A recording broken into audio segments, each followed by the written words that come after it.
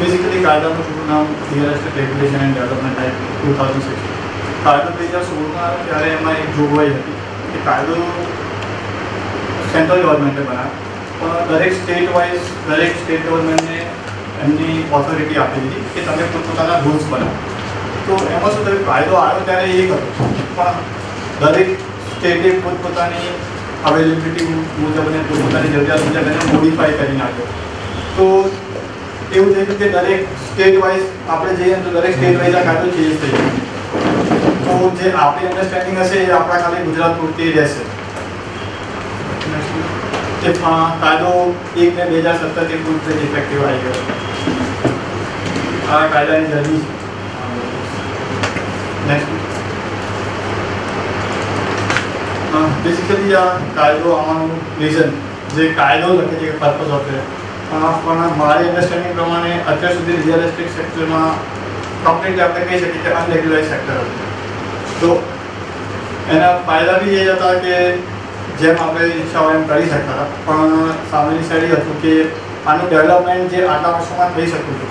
આમ કહેવા જઈએ તો સૌથી પૈસાવાળી લોબી આ જ છે અને સૌથી વધારે ઇન્વેસ્ટમેન્ટ બી આ જ ફિલ્ડમાં આવે છે. પણ ઓર્ગેનાઇઝ ન હોવાના કારણે બહુ બધી ઓપોર્ચ્યુનિટીઝ જે આટલા યર્સમાં ગ્રોથ હોવો જોઈએ એ ઓર્ગેનાઇઝ વેમાં ના થઈ. તો અને ડાઉન ધ લાઈન કેન્દ્ર સરકાર તરફથી આ કાયદો આવવાનું સૌથી મોટું રીઝન જે ગુરગાંવ દિલ્હી ત્યાં જે બિલ્ડર્સના પ્રોબ્લેમ્સ થયા, પ્રોજેક્ટ ડીલે થયા, આપણા સારાનો જે સ્કેમ આવ્યો કે એક સ્કીમની જગ્યાએ બીજી સ્કીમોમાં પૈસા ડાયવર્ટ થઈ ગયા અને કરોડો રૂપિયાનું કવર નહીં થયું. આપણે અહીંયા અમદાવાદમાં બી એને કન્સ્ટ્રક્શનના જે 2-3 કેસ થયા, સફળનો એક કેસ થયો, એના પછી આની મૂવમેન્ટ બહુ સ્ટ્રોંગ થઈ ગઈ અને એના પછી ગવર્મેન્ટે બહુ જ સ્ટ્રોંગ આના પર સ્ટેન્ડ લઈને આની સામે લાગ્યું. કારણ કે સ્ટેટ ગવર્મેન્ટ્સ તો આ વસ્તુ નહોતી માનતી અને જે બંગાળ છે, કલકત્તા છે, ત્યાંથી તો બહુ જ અત્યારે બી ત્યાંથી ઓપોઝિશન છે. ઓલમોસ્ટ હજી અત્યાર સુધીમાં આ આવી ગયા પછી બી ખાલી 6 સ્ટેટમાં આ ચાલુ થયું. જ્યારે આયાને ઓલમોસ્ટ ડિસેમ્બરથી લઈને અત્યાર સુધીનો ટાઈમ તો ફાઇનલી થઈ ગયો છે. તો બી હજી 6 સ્ટેટ એવા છે ઇઝન ડેટ જ્યાં એપ્લિકેશનો ચાલુ થઈ ગયું. સો હજી બી રિલેક્ટન્સનેસ છે, પણ ગવર્મેન્ટ આમાં બહુ સ્ટ્રિક્ટ છે અને પેનલ્ટી સ્ટ્રક્ચર બી બહુ જ હાઈ છે. એટલે ડાઉન ધ લાઈન 6 મહિનામાં બી બધી જગ્યાએ ઇમ્પ્લિમેન્ટ ઓવરઓલ ઇન્ડિયામાં થઈ શકશે ખરી. Next please. નેક્સ્ટ ટોટલ કાયદામાં 10 સેક્ટર છે, અલગ અલગ ટોટલ કરીને 92 સેક્શન જેવું થાય છે. હવે બેઝિકલી રેરા આવવાથી અહીંયાથી આપણે પૂછવું છે કે રેરા આવવાથી આપણને શું ઇમ્પેક્ટ આવી from the builders point of view.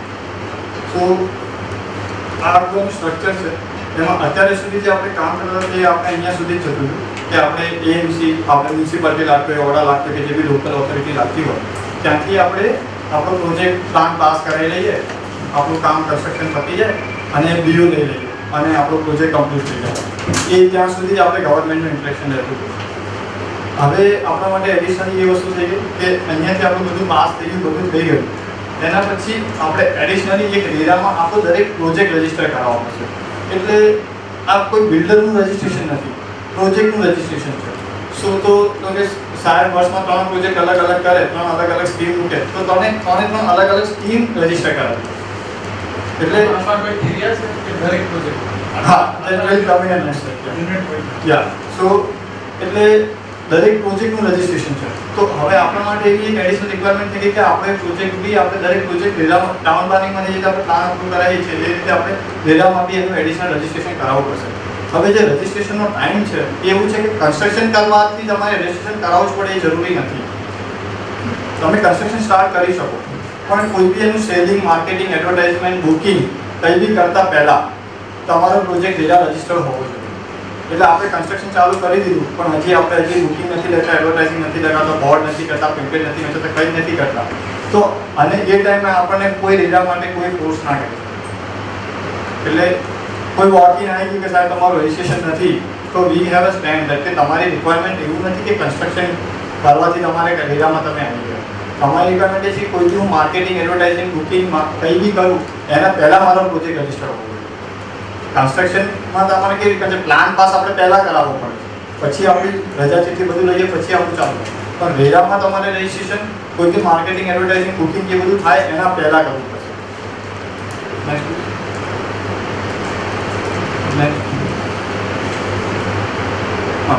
હવે આમાં રજિસ્ટ્રેશન એ રિયલ એસ્ટેટ પ્રોજેક્ટનું છે. તો કઈ વસ્તુ આમાં રિયલ એસ્ટેટ પ્રોજેક્ટ ગણાશે? તો આ એની ડેફિનેશન છે, પણ આપણે સિમ્પલી વર્ડોમાં સમજીએ તો કોઈ બી આપણે કન્સ્ટ્રક્શન કામ કરીએ for the purpose of selling, જો તમારું કન્સ્ટ્રક્શન કામ કરવાનો પર્પઝ એના જે યુનિટ બનાવ્યા, અપાર્ટમેન્ટ બનાવ્યા, પ્લોટ બનાવ્યા, જે બી કર્યું એને સેલ કરવાનો હોય તો તમારો પ્રોજેક્ટ એ રેરામાં રિયલ એસ્ટેટ પ્રોજેક્ટ ગણાશે. રજિસ્ટ્રેશન રિયલ એસ્ટેટ પ્રોજેક્ટનું છે. જો તમારું કન્સ્ટ્રક્શન રિયલ એસ્ટેટ પ્રોજેક્ટ નથી તો તમારે રજિસ્ટ્રેશન કરાવવાની જરૂર નથી. અને આ ડિટરમિન કરવા માટે સૌથી મહત્વની વસ્તુ છે for the purpose of selling. Let's સે હું કોઈ કોમ્પ્લેક્સ બનાવું છું પણ મારું કોઈ ઇન્ટેન્શન જ નથી, મારે હવે બેસીને ભાડું જ ખાવાનું છે અને હું ભવિષ્યમાં કોઈ બી એમાં યુનિટ નથી વેચવાનું, તો અને હું આમાં નથી રજિસ્ટ્રેશન કરાવતો તો ઇટ ઇઝ ઓકે, કારણ કે એ મારો પ્રોજેક્ટ જ નથી. રેરા પ્રમાણે મારો રિયલ એસ્ટેટ પ્રોજેક્ટ જ નથી, તો મારે એને રજિસ્ટ્રેશન કરાવવાની જરૂર નથી. એ જ રીતે સમજો કે આનું બેનિફિટ ક્યાં લઈ શકાય. આપણે કોઈ હજી સાઈડ પડી હોય, જમીન પડી હોય અને આપણી પાસે કોઈ ડૉક્ટર્સ કે રીતે એમની હોસ્પિટલ બનાવવાની રિક્વાયરમેન્ટ આવી ગઈ, તો આપણે જમીન એના નામે કરી દેવાય, પછી એનામાંથી આપણે ખાલી કન્સ્ટ્રક્શન કરી આપવાનો કોન્ટ્રાક્ટ કરી લેવાય અને પછી આપણે કન્સ્ટ્રક્શન કરીને એની જમીન છે એનામાંથી આપણે ખાલી કન્સ્ટ્રક્શન કર્યું છે અને એના જોડેથી આપણે એના કન્સ્ટ્રક્શનના પૈસા લીધા, તો એ મારો રિયલ એસ્ટેટ પ્રોજેક્ટ ના. એ જ રીતે આ વસ્તુ તમારા પ્લોટના કેસમાં, જે લોકો પ્લોટ પાડતા હોય એમાં શું થાય, નોર્મલી આપણે પ્લોટ પાડીએ ને એના પછી જે કન્સ્ટ્રક્શન કરવાનું હોય, ઘર બનાવવાનું આવે ને એ બી આપણે જ કરી દેતા હોય. તો શું થાય કે મેં પ્લોટ પાડી દીધો, પ્લોટ મેં દસ્તાવેજ કરી દીધો, એના નામે કરી દીધો, પછી એમની સાથે એક એગ્રીમેન્ટ કરી દીધો કે હું તમને કન્સ્ટ્રક્શન કરી આપીશ, એની જે બી વેલ્યુ આપી બીજી ડિસાઇડ થતી એ કરી દીધી અને એને મેં કન્સ્ટ્રક્શન કરીને આપી દીધું. તો એ મેં ખાલી કન્સ્ટ્રક્શનનું કામ કરી આપ્યું છે, એઝ અ કોન્ટ્રાક્ટર થઈ ગયું. તો એ જે કામ કર્યું, તો એ જે કન્સ્ટ્રક્શનનું કામ કર્યું એ રિયલ એસ્ટેટ પ્રોજેક્ટમાં ના આવે. તો તમારે ખાલી પ્લોટ પૂરતું તમે રજિસ્ટ્રેશન લઈ લીધું રેરામાં અને કન્સ્ટ્રક્શનના કામનું ના કરાવવું પડ્યું, તો એ રીતે તમે એ જે આપણે વર્કિંગ સ્ટ્રક્ચર મેનેજ કરી શકાય. આમાં 2-5 લાખ રૂપિયા બીજી ફીસ ભરી એના કરતાં 100 રૂપિયાનો અગ્રીમેન્ટ કરી લેવો, 100 યુનિટ અંદર બનાવવાના હોય તો 100 જેના સાથે આપણે પ્લોટનો દસ્તાવેજ અલગથી કરીને 100 રૂપિયાનો બીજો કન્સ્ટ્રક્શનનો અગ્રીમેન્ટ કરી લેવો જોઈએ. સમજો કે આજે સાહેબને મેં એક પ્લોટ આપ્યો, હવે સમજો કે મારી પ્લોટની સ્કીમ છે, તો શું થાય કે નોર્મલી પ્લોટમાં જે આવતા હોય ને એ લોકો વધારે ઇન્વેસ્ટમેન્ટ પર્પઝથી હોય અથવા વીકેન્ડ હાઉસ જેવું કરવાનું હોય કે એ રીતે હોય, અને એ બી ધોલેરાની એ સાઈડ એવું હોય ને તો એ વધારે હોય, એમાં કંઈ રૂટીન વાત હોય.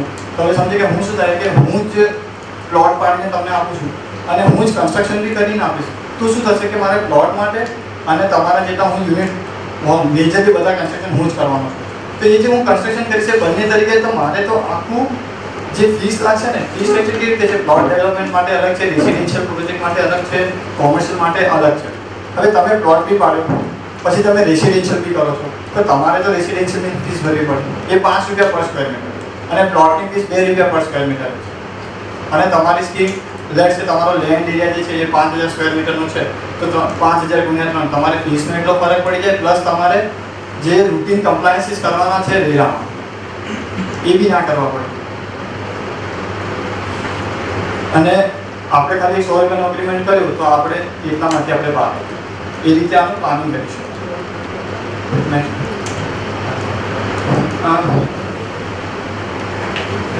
આ કાયદામાં જેટલી બી કરવાની જવાબદારી છે એ બધું પ્રમોટર્સની છે. પ્રમોટર્સની આમાં ડેફિનેશન આપેલી છે.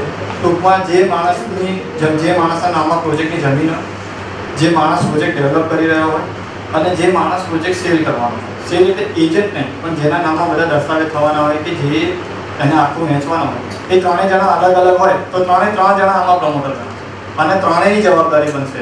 આખા કાયદામાં જેટલી બી જવાબદારી છે એક જ મારી ધર્મ કન્સ્ટ્રક્શનના નામે કંપની છે, એમાં જ હું જમીન લઉં છું અને એમાં જ હું ડેવલપમેન્ટ કરું છું અને હું જ સેલ કરવાનું છું, તો ખાલી ધર્મ કન્સ્ટ્રક્શન પ્રમોટર. પણ આપણે જે ડેવલપમેન્ટ એગ્રીમેન્ટ કરીને કામ કરતા હોઈએ છીએ તો શું થાય કે જમીન ખેડૂતના નામમાં આપણે એને કરાવી દીધી પણ હંમેશા હજી એના નામમાં જ પૂછતી હોય અને હું ડેવલપમેન્ટ એગ્રીમેન્ટ કરીને ડેવલપમેન્ટ કરું છું, તો એ કેસમાં એને હું બંને પ્રમોટર થઈ જઈએ. જમીનવાળાની પણ જવાબદારી આવે. હા, એટલે જો તમે તમારા નામમાં જમીનનું દસ્તાવેજ પહેલાં જ કરી લો તો પછી શું છે કે એક જ વ્યક્તિની જવાબદારી થઈ જાય, પણ જો તમે બધું અલગ અલગ રાખીને ચાલતા હોય તો બંને જણાની જવાબદારી.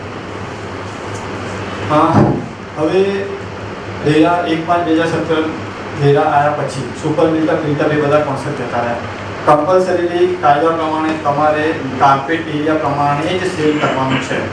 તમારું એડવર્ટાઇઝિંગ માર્કેટિંગના જેટલા બી મટીરિયલ્સ છે, બ્રોશર્સ, પેમ્પલેટ્સ, દસ્તાવેજ, જેટલું બી આપણે જ્યાં બી એરિયા મેન્શન કરીએ છીએ બધું કમ્પલસરીલી કાર્પેટ એરિયા પ્રમાણે જ લખવાનું. સેલિંગ બી કાર્પેટ એરિયા પ્રમાણે જ કરવાનું. દસ્તાવેજમાં બી જે ક્લોઝિસ લખાશે એમાં જે સ્ટાન્ડર્ડ ફોર્મેટ આવ્યું છે તમે એમાં એ રીતે જ આપેલું છે કે આટલું મકાનનો કાર્પેટ એરિયા અને એની અવેજમાં આટલા રૂપિયા 23 લાખ. કારણ કે શું થશે, અત્યાર સુધી તમે સુપર બિલ્ટઅપમાં 125 લાખ ડિવાઇડ બાય 125 કરતા હતા. હવે કાર્પેટમાં 25 લાખ ડિવાઇડ બાય 90 કરીને ક્લાયન્ટને કહીએ તો ક્લાયન્ટને સાયકોલોજી શું ઇફેક્ટ આવે કે આ તો બહુ ઊંચો ભાવ છે, પણ આપણે અલ્ટિમેટલી તો 25 લાખ જ લેવાના છે. સો આપણો બિઝનેસ 25 યુનિટ વાઇઝ થઈ જશે. અને આ કાર્પેટ એરિયા રેરામાં ગણતી વખતે જે રીતે પહેલાં કાર્પેટ એરિયા એકચ્યુઅલી ગણીએ છીએ, જે આપણે બાલ્કનીનો એરિયા હોય છે, ફ્લેટ બને અંદર 3 બાલ્કની હોય તો એ બાલ્કનીનો એરિયા કાર્પેટ મકાનના કાર્પેટ એરિયામાં ના ગણાય. એ જ રીતે ટેનામેન્ટ બનાવ્યા તો વરંડાનો જે એરિયા આપે છે એ કાર્પેટ એરિયામાં ના ગણાય. એ જ રીતે પેન્ટહાઉસ વાળું મકાન હોય તો પેન્ટહાઉસનો એરિયા એ મકાનના કાર્પેટ એરિયામાં ના ગણાય. તો એક ફ્લેટના એક મકાનમાં 3 બાલ્કની હોય તો તમારે દસ્તાવેજમાં એ રીતે લખવું પડે કે મકાનનો કાર્પેટ એરિયા આટલો, એની અવેજમાં 22 લાખ રૂપિયા.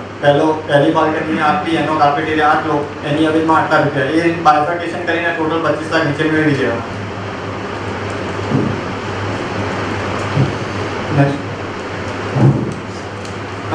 રજિસ્ટ્રેશન તો કમ્પલસરીલી બધા જ પ્રોજેક્ટનું, રિયલ એસ્ટેટ પ્રોજેક્ટ જે બી હોય એનું રજિસ્ટ્રેશન કરવું પડશે.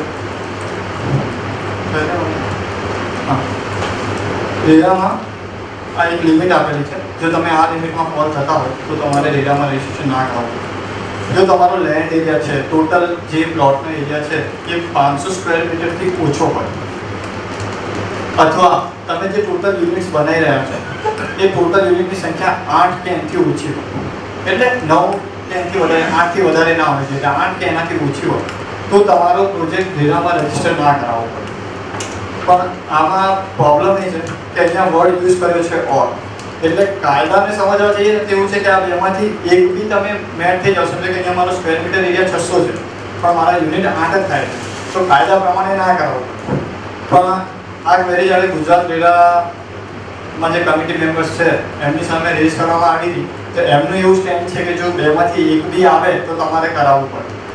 અને મહારાષ્ટ્ર રેરાની જે વેબસાઇટ છે એના પર FAQs આપેલા છે, એમાં બી એ લોકોનું એવું સ્ટેન્ડ છે ક્લિયરલી કે જો તમારે બેમાંથી એકમાં બી તમે ફોલ થઈ જતા હોય, ભલે અહીંયા 500 થી ઓછું હોય પણ અહીંયા 9 થઈ જતા હોય તો તમારે રજિસ્ટ્રેશન કરાવવું પડે. એટલે આ ડિબેટેબલ મેટર છે. જો કોઈ કાલેજીનાને કોર્ટમાં ચેલેન્જ કરે તો ગવર્મેન્ટ કદાચ કાંઈ એન્ડ કરી દેશે, આ મેટર ક્લેરિફાઈ કરી દેશે. પણ આ અત્યારે ડિબેટેબલ મેટર છે. એટલે જો તમારો એરિયા બી 400 સ્ક્વેર મીટરનો હોય ને 10 રૂપિયા ફીસ હોય તો તમારે 4000 રૂપિયા ફીસ થાય. તો સેફ સાઇડ રજિસ્ટ્રેશન કરાવી લેવું સજેસ્ટેડ છે. અને જે અત્યારે નવી હોમ લોન માટેની ગાઈડલાઇન્સ આવી છે બેંક્સને, એમાં બેંક્સને ક્લિયરલી ચેક કરવાનું કીધેલું છે કે જે પ્રોજેક્ટ માટે તમે હોમ લોનમાં જે આપણે ADF કરાવીને અપ્રૂવ થાય આપણો પ્રોજેક્ટ તો એમાં રેરા રજિસ્ટ્રેશન નંબર કમ્પલસરીલી ચેક કરવામાં આવશે. જો રેરા રજિસ્ટ્રેશન ના હોય તો એ પ્રોજેક્ટ ઇનવેલિડ ગણાય, એટલે એમાં બેંક્સ લોન આપવાનું રિસ્ક રહેશે નહીં. તો આના કારણે શું થશે કે તમારું ઓલરેડી આ 1/5/2017 BU આવી ગયું, તમારો રિયલ એસ્ટેટ રેરામાં નથી ફોલ થતો પણ યુનિટ વેચાવાના બાકી છે અને જો લોન્સ નહીં મળે તો બી આપણે કરાવવું જ પડશે. બીજું આમાં ક્રાઇટેરિયા છે જે પ્રોજેક્ટ્સમાં 1/5/2017ની તારીખે, એટલે જે દિવસે કાયદો આવ્યો એ તારીખની પહેલાંની તારીખમાં BU પરમિશન મળી ગયેલું હોય, કમ્પ્લીશન સર્ટિફિકેટ મળી ગયું હોય, એટલે BU પરમિશન આવી ગઈ હોય તો એ લોકોને રેરામાં રજિસ્ટ્રેશન કરાવવાની જરૂર નથી. થર્ટી જો તમે કોઈ રિનોવેશન, રિપેર કે રીડેવલપમેન્ટનું કામ કરતા હોય અને એમાં કોઈ બી એડિશનલ યુનિટ સેલ નથી થવાનું, 30 મકાન પાડ્યા, એ 30 જણાને પાછળ 30 મકાન બનાવીને આપી દેવાના હોય તો તમારે રેરામાં ના આવે. પણ એમાંથી એક બી યુનિટ એક્સ્ટ્રા સેલ કર્યો અથવા પાર્ટી બદલાઈ ગઈ તો તમારો પ્રોજેક્ટ રેરામાં આવી ગયો. હવે આ 500ની લિમિટ છે, ત્યાં 8ની લિમિટ છે, એ તમારું જે ફેઝ વાઇઝ ડેવલપમેન્ટ હોય એ બધા ફેઝ કવર કરીને કરવાનું છે. જેમ કે તમે કોઈ પ્રોજેક્ટ બનાવો છો પણ ફેઝ વાઇઝ કરો છો, આજે પહેલો ફેઝ, 2 વર્ષ પછી બીજો ફેઝ, તો જે પ્લોટનો જે એરિયા સાઇઝ છે ને એ કવર થશે. એટલે ઘણા બિલ્ડર્સના ઇનિશિયલ લેવલે એવા ક્વેશ્ચન આવ્યા હતા કે સાહેબ હું આ એક પ્લોટ છે એના બે ભાગ પાડી દઉં, આમાં 100 યુનિટ બને છે, આમાં 6 યુનિટ બને છે, અને આ 400 સ્ક્વેર મીટરનો થઈ જશે, આ 400 સ્ક્વેર મીટરનો થઈ જશે. એવું ના થઈ શકે.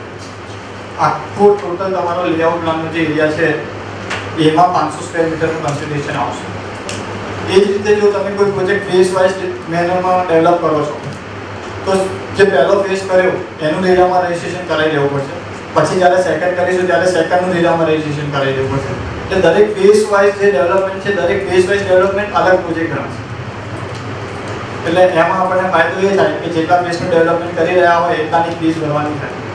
પછી જ્યારે ફ્યુચરમાં બીજું કરીએ ત્યારે એની ફીસ ભરીએ ને ત્યારે એટલાને કમ્પ્લાયન્સ ઓછા થવા હોય.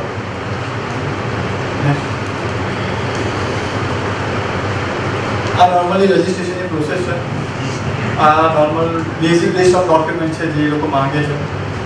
અને એપ્લિકેશનની પ્રોસેસ શું છે, આપણે બધું કરીને એપ્લિકેશનને ફાઇલ કરીશું. એના 30 દિવસના ટાઈમમાં એ લોકોએ આપણને ક્વેરીઝ જે બી હોય આપી દેવાની છે અથવા રજિસ્ટ્રેશનનું સર્ટિફિકેટ આપી દેવાનું છે. જો એ 30 દિવસમાં કોઈ જવાબ ના આવે, 30 દિવસ એટલે 30 દિવસ વર્કિંગ દિવસ ગણવાના છે. તો એટલે ઓલમોસ્ટ 45 દિવસ થઈ જાય એપ્લિકેશન કર્યા, રવિવારને રજાઓનું કરવું પડે. તો 45 દિવસમાં જો તમને જવાબ ના આવે તો આપણે સમજી જવાનું કે રજિસ્ટ્રેશન થઈ ગયું. એના પછી એ લોકોને સત્તા નથી કે આપણી પ્રોજેક્ટમાં કોઈ ક્વેરી કાઢી શકે. બાય ડિફોલ્ટ રજિસ્ટ્રેશન કરીને જ આપવું પડે. રજિસ્ટ્રેશન આવ્યા, રજિસ્ટ્રેશનમાં આપણી પાસે પ્રોજેક્ટ રજિસ્ટ્રેશન સર્ટિફિકેટ આવશે. એ રજિસ્ટ્રેશન સર્ટિફિકેટ ઉપર આપણે રજિસ્ટ્રેશન પ્રોજેક્ટ રજિસ્ટ્રેશન નંબર લખેલો હશે. કોઈ બી જાતના માર્કેટિંગ મટીરિયલમાં whether it's a banner, board, pamphlet, paper advertisement, brochure, કોઈ બી જાતના માર્કેટિંગ મટીરિયલમાં ગુજરાત રેરાની વેબસાઇટની લિંક અને આપણો પ્રોજેક્ટ રજિસ્ટ્રેશન નંબર છાપવો કમ્પલસરી છે. અત્યારે બ્રોશર ઓલરેડી છપાઈ દીધા હોય તો હવે જે આપણો પ્રોજેક્ટ રજિસ્ટર થઈ જાય એના પછી એના પર સ્ટીકર લગાવી દેવાનું, સિક્કો મારી દો. નંબર છાપવો જરૂરી છે, પ્રિન્ટેડ હોવો જરૂરી નથી. તો આપણી પાસે ઓલરેડી બ્રોશર બની ગયા તો સ્ટીકર મારી દેવો, સિક્કો મારી દે, ચાલ.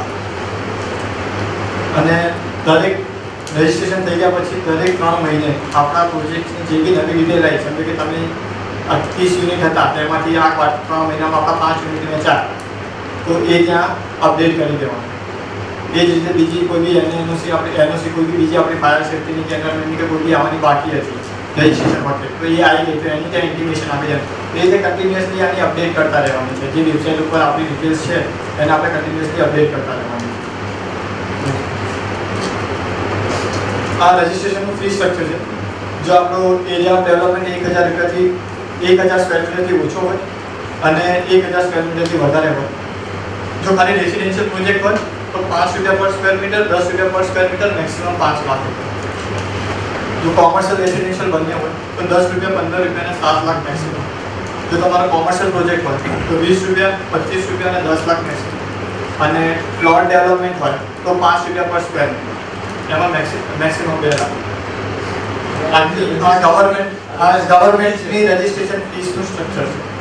એટલે સમજો કે તમારો 5000 સ્ક્વેર મીટરનો એરિયા હોય અને ખાલી રેસિડેન્શિયલ પ્રોજેક્ટ હોય તો 5000 ગુણ્યા 10 એટલે 50000 રૂપિયા ગવર્મેન્ટ.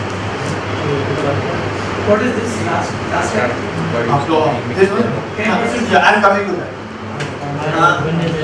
આપણું આજે રજિસ્ટ્રેશન છે, આ રજિસ્ટ્રેશન કરાવતી વખતે આપણે એક એફિડેવિટ આપવાનું છે અને એમાં આપણે લખીને આપવાની છે કે આ તારીખ સુધીમાં અમારો પ્રોજેક્ટ કમ્પ્લીટ થઈ જશે. પ્રોજેક્ટ કમ્પ્લીટ થઈ જશે એટલે એ તારીખ સુધીમાં આપણે લીવ મેળવી લઈશું.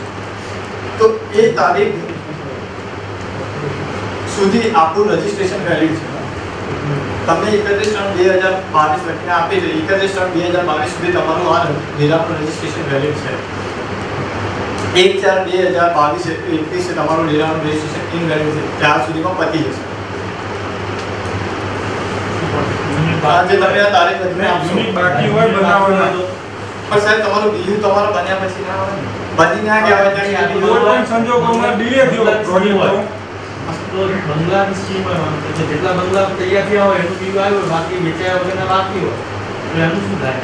સર એમાં એવું છે ને કે અત્યારે કોઈ ક્લેરિફિકેશન નથી ને તો સિમ્પલ વસ્તુ છે. જો તમારો ટાર્ગેટ 2022માં પૂરો કરવાનો હોય ને તો તારીખ 2025 લખીને આપવાનો. એવો સવાલ છે. કારણ કે વરસાદ આવી ગયો, કામ નહીં થતું, કાર્યકરો તહેવાર આવી જાય, જતા રહે છે, આપણું કંઈક પર્સનલ હોય, ડિલે થઈ જાય. તમે એપ્લિકેશન કરી દીધી પણ ત્યાંથી લીવ ના આવ્યું કે ત્યાંથી તમને બીજું કોઈ રીઝન આપી દીધું. નહીં, રિન્યુ થાય સર, હું એના પર જો રિન્યુ થશે પણ રિન્યુમાં એવો કાયદો છે ને કે રિન્યુ મેક્સિમમ આગલા 1 વર્ષ સુધી થાય. અને રિન્યુઅલની એપ્લિકેશન કરતી વખતે આજે ફીસ ભરીને એના 50% બીજા ભરવાના. ફરીથી બોલો. 1000 2000 રૂપિયાની રિન્યુ થતી હોય તો સુધાર નથી. એટલે હંમેશા એક્સ્ટ્રા ટાઈમ પીરિયડ આપવા માટે કોઈ લિમિટ નથી. તો આપણે પહેલેથી 2-3 વર્ષ એક્સ્ટ્રા લઈને ચાલવા. આનું ઇફેક્ટ તો સીધા કસ્ટમરને આવશે. સાહેબ તમારું બીયુઆઈ તમે પોઝિશન આપશો તો એ લેશે જ ને. કસ્ટમરને ક્યાં લેવા દેવા? નહીં, માર્કેટિંગ. સાહેબ એ તો આપણે એમને કમિટમેન્ટ આપવાનું છે ને, એ નથી જોવાનું. કમિટમેન્ટ તો આપવું છે ને કે સાહેબ મારે તમને 2020 સુધી अंदर का पेपर हुआ वो का कस्टमर અહીંયા સાહેબ શું છે કે અહીંયા એક વખત આપી દીધું ને પછી આપણે ચેન્જ ના કરીએ. કસ્ટમરને તમે 2020 નું કમિટમેન્ટ કર્યું અને 2019 માં આપશો ને તો એને તો સારું જ લાગશે કે અમારે બિઝનેસ ટાઈમ બી પતે. પણ અહીંયા મોડું થયું ને તો કસ્ટમર આપણને એક્સ્ટ્રા પૈસા નહીં આપે. અને આમાં કોઈના ઘરનું ચાલે નહીં. જે કાયદો છે એ છે. એટલે આમાં આપણે પહેલેથી લીવરેજ લઈને ચાલુ કરીએ. જો આપણે એપ્લિકેશન કરી અને મીનવાઇલ આપણે એવું થયું કે ના અત્યારે આપણે એપ્લિકેશન વિથડ્રો કરી દેવી છે તો રજિસ્ટ્રેશન થયું એના પહેલા જ વિથડ્રો થઈ શકે. અને એ કેસમાં બી એ લોકો 10 આજે ફીસ ભરી એના 10% અથવા 50,000 જે બી લેસ એટલે મિનિમમ 50,000 રૂપિયા તો ખરી એ લોકો રિટેન કરી લેશે અને બાકીના પૈસા જ રિફંડ આપશે.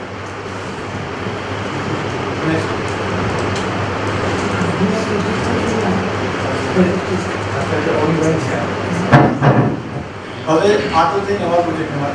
હવે જે ઓનગોઈંગ પ્રોજેક્ટ છે અત્યારે ઓલરેડી 1/5/2017 જે પ્રોજેક્ટ ચાલુ હતા અને જે પ્રોજેક્ટનું બિલ નથી આવ્યું તો એ લોકોની લીગલ રિક્વાયરમેન્ટ એવી હતી કે વિધિન 3 મંથ્સ કાયદો આવ્યાના 3 મહિનામાં એટલે 1/5/2017 કાયદો આવ્યો તો 31 જુલાઈ 2017 સુધી અમને રેરામાં પોતાની એપ્લિકેશન કરી દેવાની.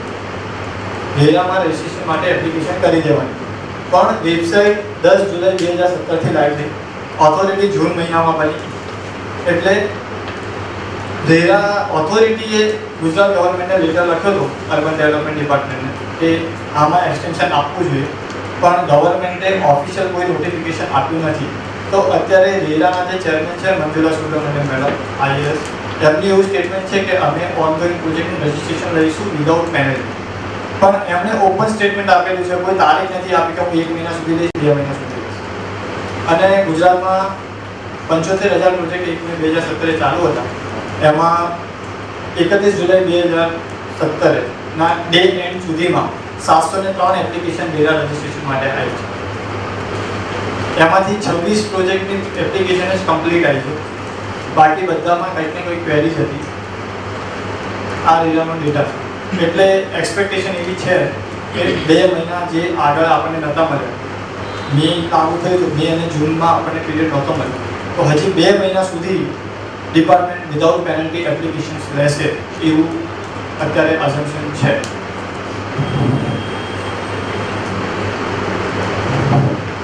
હવે જ્યારે આપણે આમાં રજિસ્ટ્રેશનની એપ્લિકેશન કરીશું એની સાથે એક એફિડેવિટ આપવાનું છે ફોર્મ બી જે લોકોએ પ્રિસ્ક્રાઇબ કર્યું છે એ ફોર્મેટ. હવે એફિડેવિટમાં છે ને શોર્ટ એન્ડ સિમ્પલમાં આપણે જોડે બધું લખેલું અને એફિડેવિટ આપીને એટલે એ લોકો એફિડેવિટ લેવાનું રીઝન છે કે એ ધારે તો સિમ્પલ ડિક્લેરેશન પેપર ઉપર બી સાઇન કરે પણ એફિડેવિટ આપે ને એટલે એ માણસ બંધાઈ ગયો. એફિડેવિટ પછી એ કોર્ટમાં ચેલેન્જ ના કરી શકો તમે એનાથી ફરી ના શકો જો કોઈ બી મેટર થાય તો. એટલે એ લોકોએ આપણી પાસેથી એફિડેવિટ લે છે એટલે આપણે એફિડેવિટમાં જે બી આપીએ એ સાચું હોય એ આપણે ચેક કરી લેવું પિતા આવે છે. પ્રોજેક્ટમાં રેરાની એવી રિક્વાયરમેન્ટ છે કે પ્રોજેક્ટ રજિસ્ટર થયા પછી જે ઓનગોઈંગ પ્રોજેક્ટ હશે એ અને નવો પ્રોજેક્ટ જે આવશે તો કમ્પલસરીલી કરાવવાનો છે. તો આપણે 70% પૈસા જે ક્લાયન્ટ લોકો જોડેથી લઈએ છીએ એ પૈસા કમ્પલસરીલી બેંક અકાઉન્ટ થ્રુ આવવા જોઈએ. અને એ બેંક અકાઉન્ટ એટલે તમારે દરેક પ્રોજેક્ટ વાઇઝ એક સેપરેટ બેંક અકાઉન્ટ ખોલવું પડશે. સમજો કે તમે એક જ કંપની ચલાવતા હોય એમાં 4 સ્કીમ ચાલતી હોય તો દરેક સ્કીમના અલગ અલગ અકાઉન્ટ હોવા જોઈએ. એ અકાઉન્ટમાં ખાલી એ પ્રોજેક્ટ રિલેટેડ જ કામના પૈસા આવવા અને જવા જોઈએ. પર્સનલ કોઈ એનો યુઝ ના થવો જોઈએ. એ અકાઉન્ટમાં જે પૈસા આવ્યા એનો ઉપયોગ જમીનના ખર્ચા એટલે લેન્ડ કોસ્ટ જે તમે આપણે જમીન ખરીદીએ એના ખર્ચા માટે અથવા જે કન્સ્ટ્રક્શન કામ આપણે કરીએ છીએ જે પ્રોજેક્ટનું અકાઉન્ટ છે એના કન્સ્ટ્રક્શન માટે યુટિલાઇઝ થઈ શકે. અને એ યુટિલાઇઝેશન બી ચાર્ટર્ડ એન્જિનિયર આર્કિટેક્ટ અને ચાર્ટર્ડ એકાઉન્ટન્ટના સર્ટિફિકેટ પછી જ એમાંથી પૈસા તમે વિથડ્રો કરી શકો. હવે આ કેસમાં શું થાય કે આમ જ્યારે કહીએ ને ત્યારે આ વાત બહુ અઘરી લાગે પ્રેક્ટિકલી શું થશે, જ્યારે તમે પ્રોજેક્ટ રજિસ્ટ્રેશન કરાવવા જશો ને ત્યારે ઓલરેડી તમે જમીનના પૈસા આપી દીધા હશે, 2 કરોડ 3 કરોડ જેવી આપી દીધા હશે અને રજિસ્ટ્રેશન કરાવવા જઈશું ત્યાં સુધી આપણો 10% 20% પ્રોજેક્ટ કમ્પ્લીટ થઈ ગયો હશે. તો આપણી ઓલરેડી એ ટાઈમે 3-4 કરોડ રૂપિયાની લિમિટ બેસી ગઈ.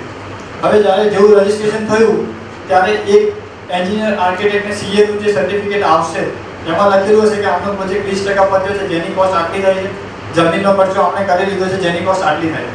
એટલે પહેલી જ વખતમાં તમને 4-5 કરોડની લિમિટ તેમ મળી ગઈ અને આ જે સેપરેટ એકાઉન્ટ ખોલાવશો ને એમાં 4-5 કરોડ રૂપિયા કદી ભેગા તમારા થવાના જ નથી. પણ આ એક ફોર્માલિટી પ્રોસિજર છે જે કમ્પલસરીલી કરવી પડશે. માર્ચ પત્યાના 6 મહિનામાં એટલે સપ્ટેમ્બર પહેલા આપણા ઓડિટ સ્ટેટમેન્ટ ડેરામાં બી ફાઇલ કરવા પડશે ઇન્કમ ટેક્સની સાથે. ડેરામાં એક તમારા ઓડિટરનું સર્ટિફિકેટ જશે કે આપણે આ પ્રોજેક્ટ જે હતો એના માટે સેપરેટ બેંક એકાઉન્ટ યુટિલાઇઝ કર્યું છે, 70% પૈસા એ બેંક એકાઉન્ટ થ્રુ જ આવ્યા છે, આ પ્રોજેક્ટના પૈસા જે આવ્યા છે આ પ્રોજેક્ટ માટે એ આ પ્રોજેક્ટમાં જ વપરાયા છે અને પર્સનલ બીજી સ્કીમમાં ડાયલ્યુટ નથી થયા. આવું તમારા ઓડિટરનું સર્ટિફિકેટ ડેરામાં સબમિટ કરવું પડશે. એટલે 70% શું છે? લાખ રૂપિયા આવે તો જે તમારી યુનિટ પ્રાઇસ થઈ 25 લાખ રૂપિયા તરીકે યુનિટ થયા એટલે જેટલા બી તમારા આલોટી જોડેથી જેટલી પૈસા આવવાના છે એમાંથી 70% પૈસા તો અમારા બેંક એકાઉન્ટ થ્રુ જ આવવાના. એટલે તમારે ઇનડાયરેક્ટ એવું થયું કે 70% તો વાઇટમાં જ લેવા અને એ બી એ જ બેંક એકાઉન્ટ. કસ્ટમર ના લઈએ અને કોઈથી બોરો કરીએ તો સર 70% આલોટી એટલે બેંક એકાઉન્ટમાં તો તમારે એટલા આવી જ ગયા. હવે આ પ્રોજેક્ટ માટે તમે જે ફંડ લીધું એ એસ્ક્રો એકાઉન્ટ નથી એટલે ખાલી એના માટે યુટિલાઇઝ થાય એવું નથી, પણ પર્ટિક્યુલર એ પ્રોજેક્ટનું જે બી થાય છે ને એ બધું એમાં જ થવું જોઈએ. તમે બોરો કર્યા બેંકમાંથી, જેમ કે તમે ફંડિંગ લીધું બેંકમાંથી, તો એ એકાઉન્ટમાં આવશે, પણ એનું યુટિલાઇઝેશન જો તમે એ જ એકાઉન્ટમાં લીધું પર્સનલ બી, તો એની યુટિલાઇઝેશનમાં પછી સામે કેપ લાગી જાય છે કે એન્જિનિયર આર્કિટેક્ટના સર્ટિફિકેટ પછી થશે. એટલે જો તમે મિક્સમાં રાખ્યું તો તમારે બધા પૈસામાં પછી સર્ટિફિકેટ લાગુ પડી જાય ને.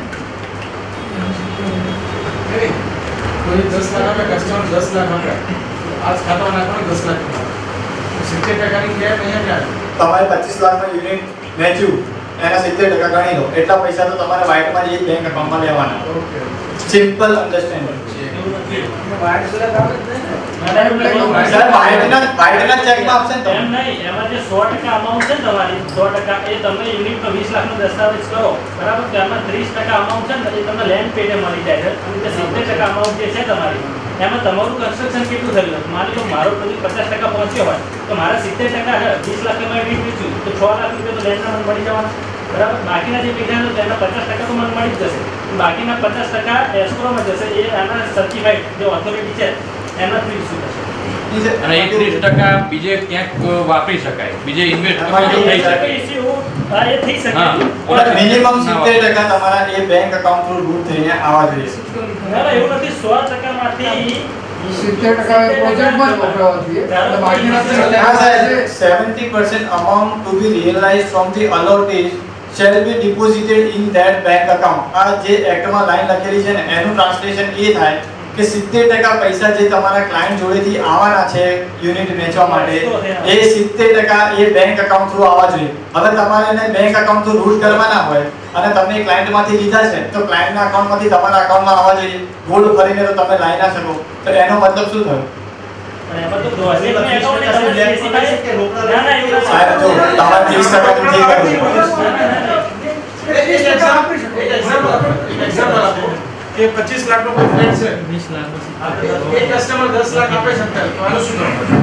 જો સાહેબ 25 લાખનો ફ્લેટ તમે દસ્તાવેજ કેટલાનો બનાવવાના છો એ તમારો છે બરાબર. 25 લાખ દસ્તાવેજ 25 લાખનો બનાવવાનો છે આપણે 100% જ વાત કરો છો. હા, એના 70% તમારા પૈસા છે ને એ બેંક એકાઉન્ટ થ્રુ ટોટલ 25 લાખના 70% એના થ્રુ જ આવવા જોઈએ. હવે તમે પહેલી વખતમાં 10% લો છો, 20% લો છો, 30% લો છો એ ભૂલી જવાનું.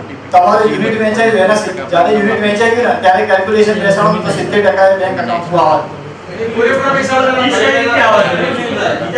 એ તમારા લીવરેજ છે, એ તમારું લીવરેજ છે, એ રોકડા લઈ શકીએ. તમારી ઈચ્છા. સાહેબ જો રેરાને તમારે એવું કેવું છે કે કોઈ બી ફર્મ હોય એ બે એકાઉન્ટ લઈ શકે. એક જે વેરામાં રજીસ્ટર હોય અને બીજું જે આપણે બીજે યુએન 30 અને 70 30% 30-70 એ રીતે. નહીં સાહેબ, હું તમને એવું નથી સજેસ્ટ કર્યું કે તમે બે એકાઉન્ટ ખોલો. હું તમને એટલા માટે એ વસ્તુ કહી રહ્યો છું કે આમાં શું થાય સમજો, પેલા પૈસા તમે વિડ્રોવલ ને બધું છે એ સર્ટિફિકેશન પછી થઈ શકે, બરાબર? હવે તમે એમાં તમારા પર્સનલ પૈસા લઈ આવ્યા, સપોઝ 20 લાખ રૂપિયા પેલા મને એક જ ડાઉન પેમેન્ટ 25 લાખ વાળા 20 લાખ આપ્યા. ના એટલે ગો ફોર 20 લાખ સોની મારી યુનિટ કિંમત 20 લાખ રૂપિયા છે એમાં 20 લાખનો ચેક આપે મારે શું કરવું? તો તમે એમાં જમા કરાવ્યો, બરાબર? પછી હવે શું થાય કે જે તમારું જે સમજો એને તમને પૂરેપૂરો ચેક આપી દો તો તમારું જે યુનિટ વેચાઈ ગયું, પણ જે સર્ટિફિકેટની લિમિટ સમજો કે તમારી 5 કરોડની હતી તો ત્યાં સુધી તો તમે અંદર જેટલા પૈસા આવે છે એ ઉઠાઈ શકવાના છો ને. ને બીજા આવવાની જગ્યા તો હોવી જોઈએ ને. પણ સાહેબ ત્યાં સુધી તમારા બીજું એટલું કામ પતી ગયું હશે એનું તમારી લિમિટ વધી નહીં જાય. જ્યાં સુધી તમારું જે બીજું કામ પતી ગયું એટલા સુધી બીજું સર્ટિફિકેટ લઈ લો તો તમારી લિમિટ વધી ગઈ. જે તે યુનિટ છે તો એને તમે સેવિંગ કરો છો એટલે તમે એને પોઝિશન આપો છો તો તમે 100% ના આપો છો. નહીં સર, હા તમે જેનો કન્વિન્સ કરો છો એને તમે પોઝિશન આપો છો તમારું 100% થઈ ગયું ને. પણ સાહેબ આમાં કેવું છે સાહેબ, જો રેરામાં કેવું છે કે તમારો પ્રોજેક્ટ ક્યારે કમ્પ્લીટ કરાય બીયુ પરમિશન આવ્યા પછી, બરાબર? હવે બીયુ પરમિશન ના આવે ને ત્યાં સુધી આમાંથી વિડ્રોવલ અલાઉ નથી સર્ટિફિકેશન સિવાય. જ્યારે ફાઇનલ વિડ્રોવલ કરવાનું છે ત્યારે બી તમારે 100% કમ્પ્લીટ થઈ ગયું છે એનું સર્ટિફિકેટ તો લેવું જ પડશે. જે તે યુનિટનું નહીં લેવાનું. તમારે તો કેવું છે સમજો તમે પહેલી વખતેમાં તમને 5 કરોડની લિમિટ મળી ને તો હવે એમાં 5 કરોડ સુધી રૂપિયા એ તમે મોકલો આપો. તમારે તો લિમિટ તો તમારે in proportion to completion of project સુધી આવે છે. એટલે ઓવરઓલ પ્રોજેક્ટનું જે ટોટલ કોસ્ટ હોય ત્યાં સુધી તમારે તમારે જેટલા પ્રપોર્શન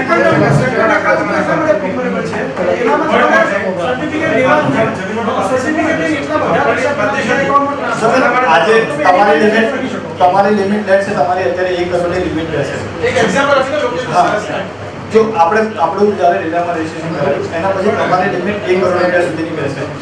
હવે શું થાય, તમારી લિમિટ 1 કરોડ રૂપિયા સુધીની રહેશે. હવે તમારે કોઈના પૈસા આવ્યા 25 લાખ રૂપિયા, તમારી એ અનસિક્યોર્ડ લોન છે કે તમે એમાં નાખી પણ તમે એ ખાતામાં નાખી દીધા. હવે વિડ્રોવલ તો તમે એમાંથી જ કરવાના, તો પેલી 1 કરોડની લિમિટમાંથી તમે 25 લાખ તો જાતે પૂરી કરના.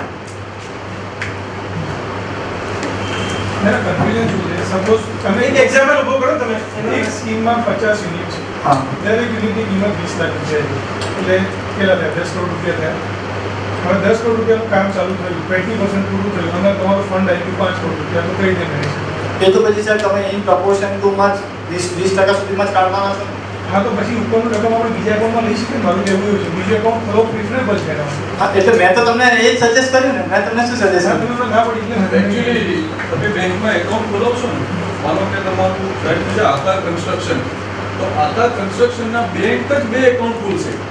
એમાં એક આવશે આકાર કન્સ્ટ્રક્શન અને સેકન્ડ એકાઉન્ટ આવશે આકાર construction RERA escrow, that is escrow. બે એકાઉન્ટ થયા. હવે માનો કે કોઈ વ્યક્તિએ 20 લાખનું મકાન રાખ્યું પણ આપણને આપ્યા 10 લાખ, તો આપણે ચેક લેવાના બે, એક લેવાનો 3 લાખનો, એ આપણે 70-30 એ આપણે આપણા પર્સનલ જે આકાર કન્સ્ટ્રક્શનમાં નાખવાનો અને એક 7 લાખનો લેવાનો આકાર કન્સ્ટ્રક્શન રેરા. પણ પછી જ્યારે તમારે ફ્યુચરમાં શું પ્રોબ્લેમ થાય, તમારે પેલા 70% પછી પેલાનું થોડું દેખાડવાનું છે તો ભાઈ તમારે ત્યાંથી તે એન્ટ્રી પડશે ને. એમાં એક ફાયદો શું થશે કે 3 લાખનો જે આપણે ચેક લીધો એનું જે કન્સ્ટ્રક્શન કરશું ને એ કન્સ્ટ્રક્શનનું સર્ટિફિકેટ સાહેબ આપી શકે કે આપણે 10% કામ પૂરું કર્યું. એટલે સાહેબ હું એ નાની પાડું પણ એમાં ફ્યુચરમાં શું પ્રોબ્લેમ થાય કે જ્યારે તમારે ઓવરઓલ 70% એ બેંક એકાઉન્ટમાંથી આ એ રૂલ બતાવવાનો છે, બરાબર?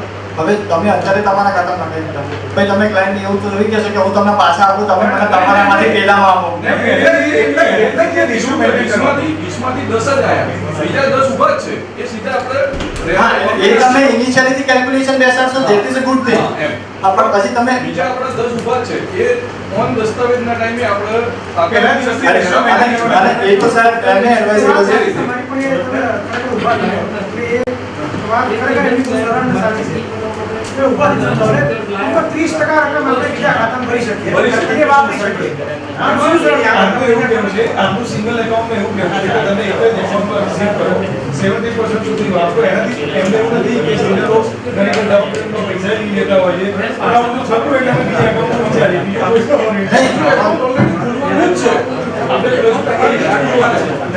તમે ચાલશો તો એક એકાઉન્ટ નહીં બોલી શકો. ના આ એનું એટલે આપણે અલગ ના પડે કારણ કે શું છે કે રેગ્યુલેશન ગાઈડલાઈન પ્રમાણે જ આપણને જે ટીચિંગ છે કસ્ટમરના પૈસા 70% અનસિક્યોર્ડ લોન તો ક્યાં રેરા પ્રોજેક્ટ તમારા બે એકાઉન્ટ ખુલશે જ.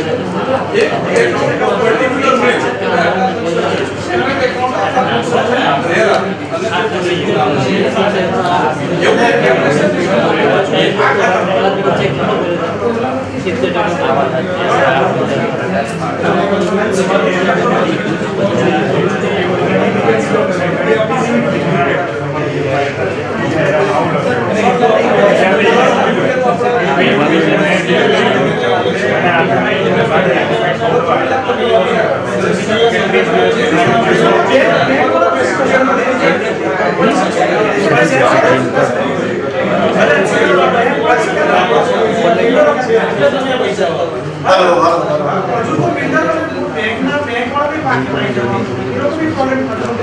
સાહેબ એમાં કેવું આ જે લખેલું છે ને આ આખું જે રીડામાં છાપેલું છે ને એ ડીટ ટુ ડીટ વર્ડ ટુ વર્ડ લખેલું છે બરાબર. હવે આપણે આને ખાલી ગુજરાતીમાં ટ્રાન્સલેશન અને મારા જોડે ગુજરાતીમાં બી ભાષાંતર કરેલું અગ્રીમેન્ટ જે એમને પ્રોપરમાં આપે છે બાના એ બી પડે છે. એ ખોલવા છે એ ખોલી છે એ ક્લિયર થઈ જશે.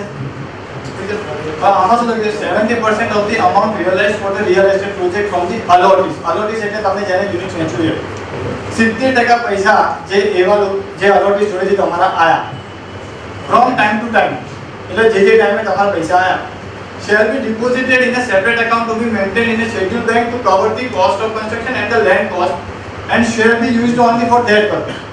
હવે જેટલા 70% પૈસા તમારા આયા જે સમજો કે પેલા આલતી જોડેથી તમારા 10 લાખ રૂપિયા આવવાના એના તમારા ટોટલ એટલે ઇન્સ્યોર ઓવરઓલ તમે જોવા જાવ તો 7 લાખ રૂપિયા તો એ બેંક એકાઉન્ટ સુધી આવવા જોઈએ. હવે જેમ સાહેબે કીધું કે તમારે એવું છે કે સ્ટાર્ટિંગમાં એને 50,000 નો ચેક નાખ્યો તો ત્યારે તમે 30-70 કરીને અલગ અલગ રાખો છો તો બી 70% છેલ્લે બેંક એકાઉન્ટમાં દેખાશે અને ઓવરઓલ તમે એકમાં રાખો છો તો બી તમારા છેલ્લે એ દેખાવાના.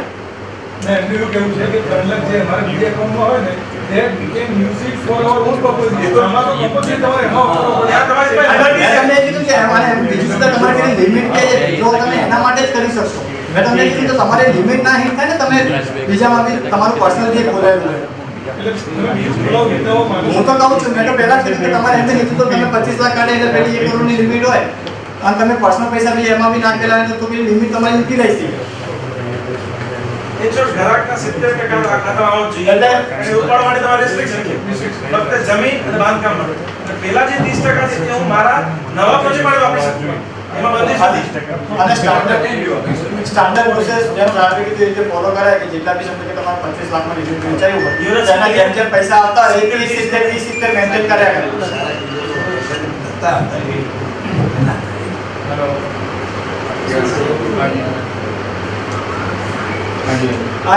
પછી બેસીશું.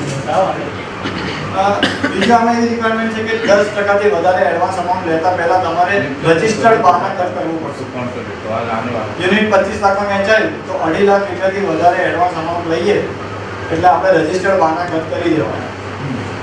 પહેલા આપણે બાના કર કરતા આપણે કમ્પલસરી રજિસ્ટર્ડ નહોતું કોમન કાયદા પ્રમાણે પણ રેરા પ્રમાણે હવે રજિસ્ટર્ડ બાના કર કરવો પડશે. એનું ડ્રાફ્ટ ફોર્મેટ ઇંગ્લિશમાં ઓલરેડી રેરા ઓથોરિટીએ ડિસાઇડ કરેલું છે. એમાં આપણે ચેન્જીસ કરી શકીએ પણ એ રેરાની ગાઈડલાઇનમાં થવા જોઈએ અને એ જ ફોર્મેટમાં પાછળથી આપણે બધા દસ્તાવેજ બાનાકર એ જ ફોર્મેટના આપણે કરવાનું. હવે આ કેસમાં શું થાય કે આપણે ડે ઇન ડે આઉટમાં 10%ની લિમિટ ગણી ના શકીએ. આજે ક્લાયન્ટ 50,000 આપી ગયો, બીજો વખત 50,000 આપી ગયો, ત્યારે 2.5 લાખ પૂરા થઈ જાય આપણે ડે ઇન ડે આઉટમાં ખબર ના આવે. બીજી વસ્તુ કે ક્લાયન્ટ પૈસા આપવા આવે પછી આપણે એવું ના કહે કે સાહેબ ઉભા રહો અત્યારે 2 લાખનું છે પહેલાં આપણે દસ્તાવેજ કરી દઈએ.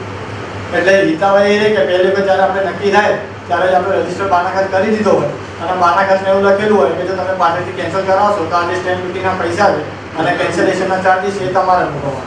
એ ઓલરેડી રેરાએ અલાઉ કરેલું છે. એમનું જે ફોર્મેટ આવ્યું છે ને એમાં લખેલું જ છે આ વસ્તુ. પણ એ જે બાનાખત હોય બાનાખતમાં તમે કમ્પ્લીશન ઓફ પ્રોજેક્ટ અથવા એની દૂસરી પૈસા લેવાની વાત છે અને એ ફોર્મેટ છે જેના રજિસ્ટ્રેશનમાં જે તમે ડિક્લેર કર્યું એટલું આટલા ટાઈમમાં બી મેચ થવું જરૂરી છે. એમાં કેવું છે સાહેબ, જે બાનાકત છે ને એમાં એક બ્લેન્ક ડેટ મૂકેલી છે. તો તમે પ્રોજેક્ટમાં 31/3/2022 આપીને તો તે દસ્તાવેજના સ્ટાન્ડર્ડ ફોર્મેટમાં 31/3/2022 આપણે ભરી દેવાની છે. હું તમને પોઝિશન 31/3/2022 આપી દઉં. આનાથી દૂર ના આવજી, એના પછી ના આવજી. એટલે આ મેક્સિમમ ડેટ છે તમારી. એટલે તમે 2 વર્ષ એક્સ્ટ્રા લીધેલા હોય એટલે કોઈને કીધું 3 વર્ષમાં આપી છે ને આપણે ત્યાં 6 વર્ષ કીધા હોય. સર, દસ્તાવેજ કયા આજ સુધી તમે આજ સુધી તમને 100 જણાના યુનિટ વેચ્યા છે ને એમાંથી કદાચ એક જણાએ દસ્તાવેજ વાંચ્યો હશે. કારણ કે તમે એટલી બધી સિગ્નેચર કરાવો કે પેલો માણસ ગાંડો થઈ જાય. 5 વાર તો એના બીજા 1 મહિનામાં ત્યાં સિસ્ટમમાં બીજો ગ્રાહક આવી ગયો. એટલે ઇનિશિયલી અને બીજું શું થાય, પેલા રજિસ્ટર બાનાકત થઈ ગયો, હવે એના પાર્ટી ચેન્જ કરાવી કે બીજાને વેચી દેવું છે તો એને પહેલા બાનાકત કેન્સલ કરાવવું પડશે, તો એને એના ખર્ચો ભોગવવાનો આવશે. તો તમારી શું પેલી પાર્ટી ફિક્સ થઈ જાય, તો બંધાઈ ગયો હવે એ જ્યાં છો ને 20,000નો ખર્ચો હવે જે થઈ ગયું નક્કી થઈ ગયું થઈ ગયું. એટલે એ તમારી એડવાન્ટેજ રહે પહેલાં કરેલો હોય. આમ તો ભાઈ જેને નક્કી જ કરવાનું એ તો તે 20,000 રૂપિયા આવશે 50,000 આવશે તે ભોગવવા જ પડશે.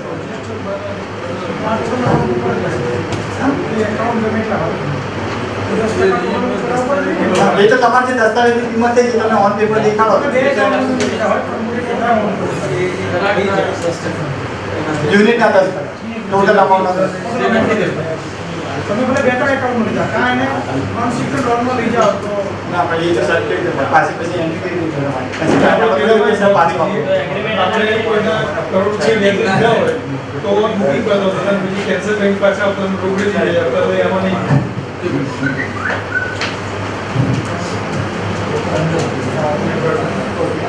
હવે આજે એફિડેવિટ આપીશું એમાં આપણે એક તો આપણા લેન્ડના ટાઇટલની ડિટેલ આપવાની છે કે આપણું પોતાનું છે અથવા કોઈની સાથે ડેવલપમેન્ટમાં કરી રહ્યા છે કે જેવી તે લેન્ડ ટાઇટલ અમારું છે અથવા આમનું છે એવું આપણે લખીને આપીએ છીએ એફિડેવિટમાં. સેકન્ડ વસ્તુ કે લેન્ડ ઉપર જે બી આપણે સમજીએ કે પ્રોજેક્ટ ફાઇનાન્સ લીધું હોય તો બેંકનો ચાર્જ હોય, તો એવું કોઈ ચાર્જ હોય તો એની ડિટેલ અથવા આવો કોઈ ચાર્જ નથી એવું લખીને આપવાનું છે. થર્ડ વસ્તુ ટાઈમ પીરિયડ, જે આપણે ડેટ આપીશું અહીંયા લખવાની છે કે હું તમને 31/3/2022માં કરી આપીશ કે 25માં કરી આપીશ અહીંયા એફિડેવિટમાં લખીને આપવાની છે.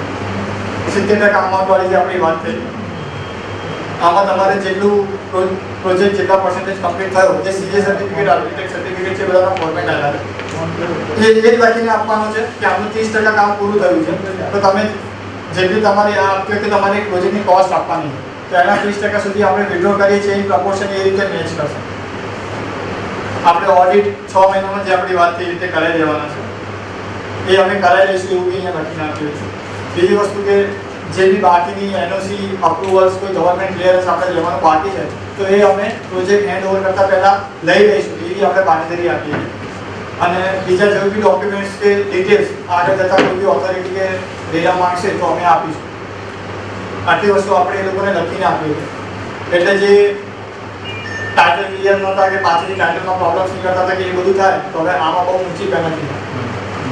સિવિલ લોમાં એફિડેવિટ આપ્યું એટલે ભરાઈ જઈએ ત્યાં ક્રિમિનલ ઓફેન્સ થઈ જાય અને રેરામાં થોડી ડિટેલ્સ આપી એમાં ફસાઈ જાય.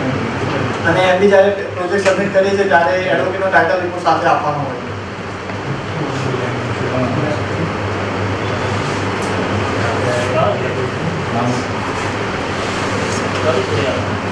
આમાં આપણા પ્રોજેક્ટની સાથે સાથે જે લોકો રિયલ એસ્ટેટ એજન્ટ તરીકે કામ કરતા હોય, એસ્ટેટ બ્રોકર તરીકે, કન્સલ્ટન્ટ તરીકે, એ લોકોએ બી કમ્પલસરીલી રજિસ્ટ્રેશન કરાવવાનું છે.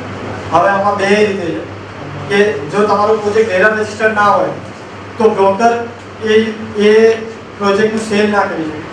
એ જ રીતે જે બ્રોકર રેરા રજિસ્ટર્ડ ના હોય એને તમે તમારો પ્રોજેક્ટ સેલ કરો આપી નાખો. અને આમાં જે રિયલ એસ્ટેટ એજન્ટ ગણાશે એની ડેફિનેશનમાં ક્લિયર લખેલું છે કે તમે સેલના ટ્રાન્ઝેક્શન માટે એઝ એન એજન્ટ કામ કરો એટલે રેન્ટનું બહાર નીકળી એના માટે તમને પૈસા બી મળે એન્ડ લખ્યું એટલે મફતમાં સેલ કરાયું તો ચાલે, એના માટે કંઈ પૈસા નહીં લેવાના. એટલે શું થશે, કેશનો વ્યવહાર થઈ જશે, બેંકમાં ચોપડે કમિશનના ખર્ચા નહીં ઉપાડે. ઇનડાયરેક્ટલી એવું થઈ જો તમે એ રેરા રજિસ્ટર ના હોય તો થ્રુ એની મીડિયમ. એટલે આ કેસમાં કેવા થઈ ગયા છે થ્રુ એની મીડિયમ એટલે જે ઓનલાઈન 99acres.com, 5paisa.com એ બધા છે એ લોકોએ બી કમ્પલસરીલી આમાં as real estate agent register કરાવવું પડશે. મેજિક મિક્સ છે જે બધા છે એ લોકોએ બી કમ્પલસરીલી આમાં કરાવવું પડશે. હવે આ કેસમાં શું થાય, એ લોકો અત્યારે ઓનલાઈન વાળા રજિસ્ટ્રેશન નહીં કરાવી રહ્યા.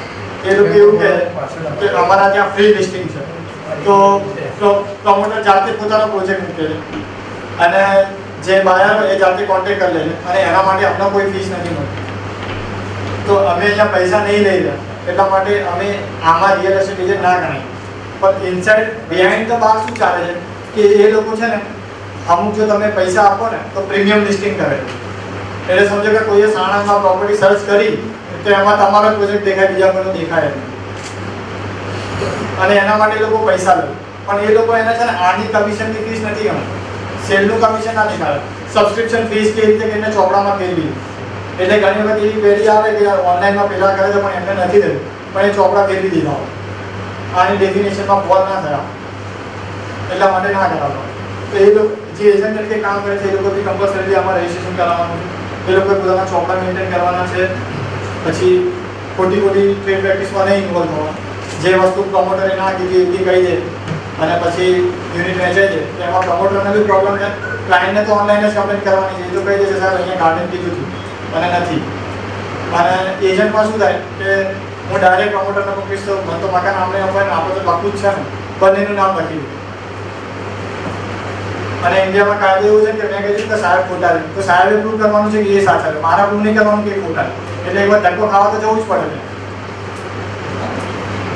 જો કોઈ real estate agent without registration કરતા હોય અને તો આમાં રેરામાં પેનલ્ટી 10,000 રૂપિયા રોજના છે per day, 10,000 rupees per day રૂપિયા ફિક્સ પેનલ્ટી.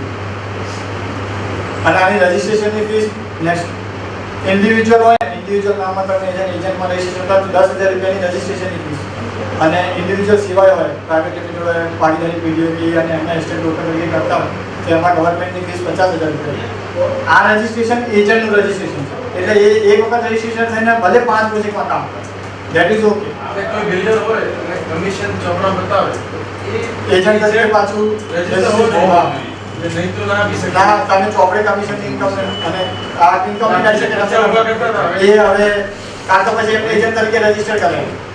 બીજી ફોર્મ રજીસ્ટર હોય તો દલાલી ના કરી શકે. હા, એને રજીસ્ટર કરો પણ એ રજીસ્ટર કરી શકે. રેરામાં રજીસ્ટ્રેશન હવે બ્રોકર રજીસ્ટર થઈ ગયું. ડીડ પ્રોપર્ટી રજીસ્ટર કરી શકે. જે તમારું ડીડ છે પ્રોજેક્ટ નંબર પ્રોજેક્ટનું રજિસ્ટ્રેશન હોય આપણે પ્રોજેક્ટનું રજિસ્ટ્રેશન હોય બરાબર રેરામાં. અને તમે કોઈ બ્રોકરથી મકાન લીધું પણ એનું એજન્ટનું રજિસ્ટ્રેશન ના કર્યું તો શું કરો? તમે એને પ્રોજેક્ટ આપી ના શકો વેચવા માટે. એ તમારું માર્કેટિંગ કરશે, એને તમારું માર્કેટિંગ કર્યું બરાબર, તો તમારે એને વગર રજિસ્ટ્રેશન કામ કર્યું એ એનો ભૂલ. અને તમે જે રજિસ્ટ્રેશન એનું છે કે નહીં એ ચેક કર્યા વગર તમે એને પ્રોજેક્ટ આપ્યો એ તમારો ભૂલ. એ અમારે ચેક કરવાનું કે આ રજીસ્ટર જો આપણે કોઈને એજન્ટ સેલ કરવા માટે આપતા હોઈએ અને ચોપડે કમિશનનો ખર્ચો પાડવાનો હોય તો એક તો એનો જીએસટી નંબર તો માંગવાનો, જોડે રેરા રજિસ્ટ્રેશનનો નંબર બી માંગવાનો.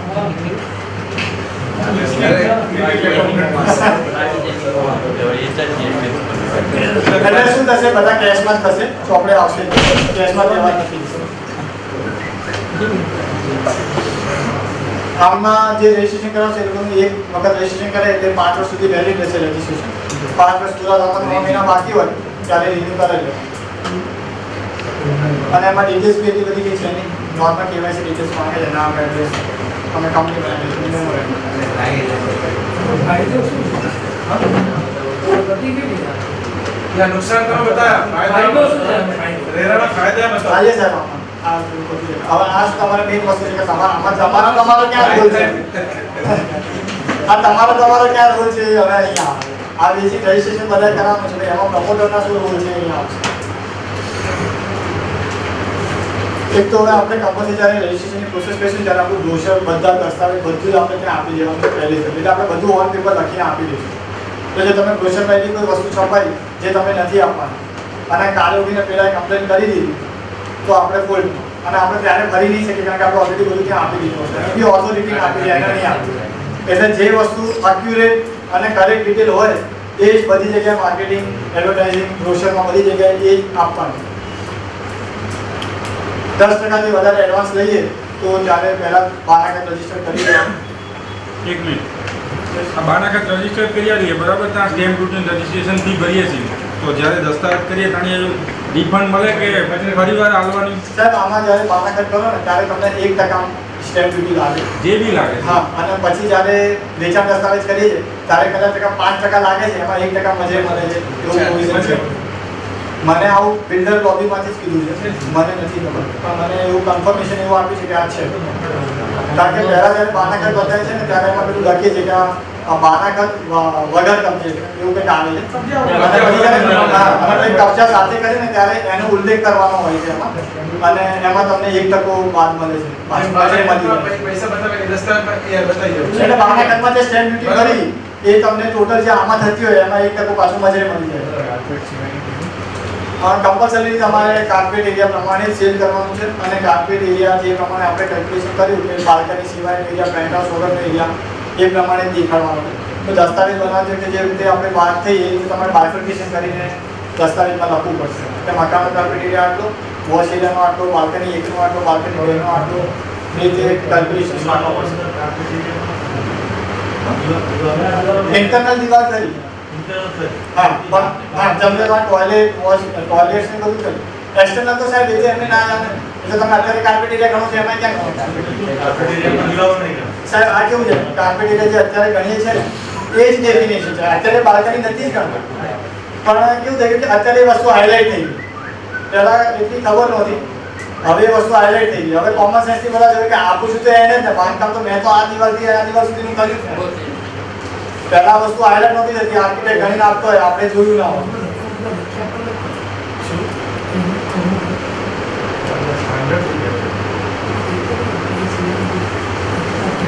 હવે આમાં સમજો કે તમે કોઈને કાર્પેટ એરિયા બતાવ્યો તો આટલો કાર્પેટ એરિયા છે યુનિટનો, અને આપણે જ્યારે ફાઇનલ બનીને ઊભું થયું ત્યારે વેચાણમાં તમને જે અગ્રીમેન્ટ કાયદામાં નથી લખ્યું પણ જે અગ્રીમેન્ટનું ફોર્મેટ આવ્યું છે ગુજરાત રેરા રૂલ્સ દ્વારા, આમાં એવું છે કે તમને 3%નું વેરિએશન અલાઉ છે. જે ફાઇનલ કાર્પેટ એરિયા તમારો થયો અને જે ઉપર થયો એમાં તમને મેક્સિમમ 3%નું વેરિએશન અલાઉ છે.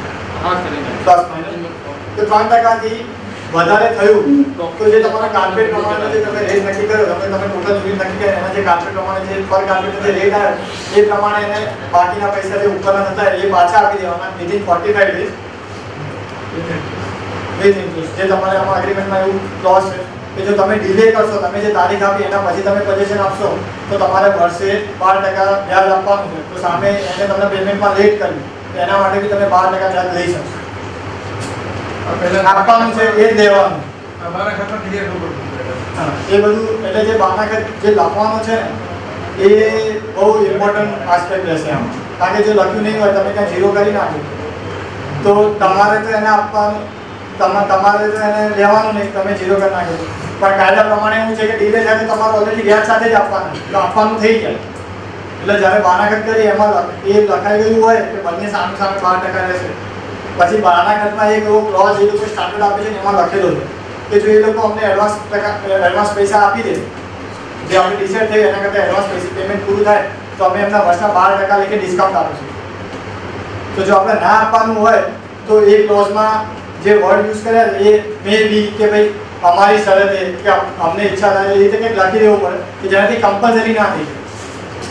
તો એમાં શું છે એને એ વાંચવાનું નથી, પણ આપણે સેફ સાઈડ લખેલું હોય તો આપણા માટે સારું. અને એ કાયદા બધી યુનિટમાં એક બધી સ્કીમમાં એક એવો આવે ને આવે છે એક તો આવે જ ભાઈ. એ શું થાય એ બાકી બધાને બીજા ફાયદો થતો હોય, મને પૈસા પાછા મળતા તો હું કેમ નહીં સાથે નહીં જોડાવું.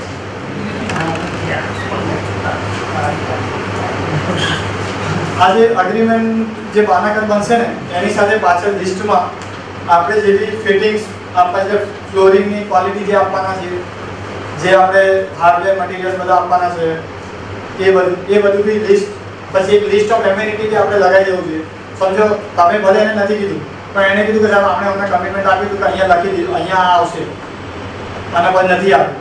એના કરતાં આપણે શું કરીએ કે સાઇન થતી હોય ત્યારે પાછળ અગ્રીમેન્ટમાં આપણે લિસ્ટ ઓફ એમ્યુનિટીઝ કરીને જે આપવાના છે એની લિસ્ટ કરી લઈએ અને આપણી એની સારી હોય તો આપણે સેફ થઈ જઈએ. તો એ ઇન્ક્લુડ કરી દેવું જોઈએ. અને જે અને કાયદા પ્રમાણે તમારે ઓલરેડી જે તમે સમજો કે તમે હિન્દ્રેલના આપવાના છો કે બીજી જે બી ક્વોલિટીના તમે જે ફ્લોરિંગ કયું આપવાના છો એ છે એ 500 વસ્તુ ઓલરેડી તમારે લિસ્ટ બનાવીને એમાં લખવાની છે. તો એમાં કંપની લખવી પડશે કે એની ક્વોલિટી લખવી જો પડશે? એ વસ્તુ છે કાં તો એની બ્રાન્ડ લખી દો અથવા તમે એની પ્રાઇસ શીટ લખી દો કે 100 થી 125 રૂપિયા સુધીના આ વસ્તુ, એટલે બ્રાન્ડ જ લખશો તમે.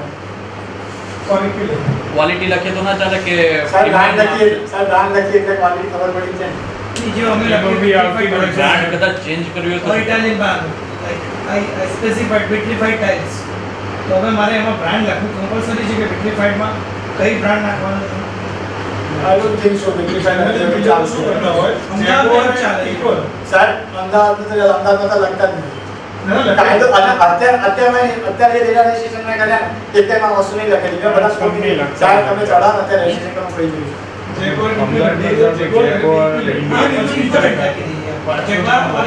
હા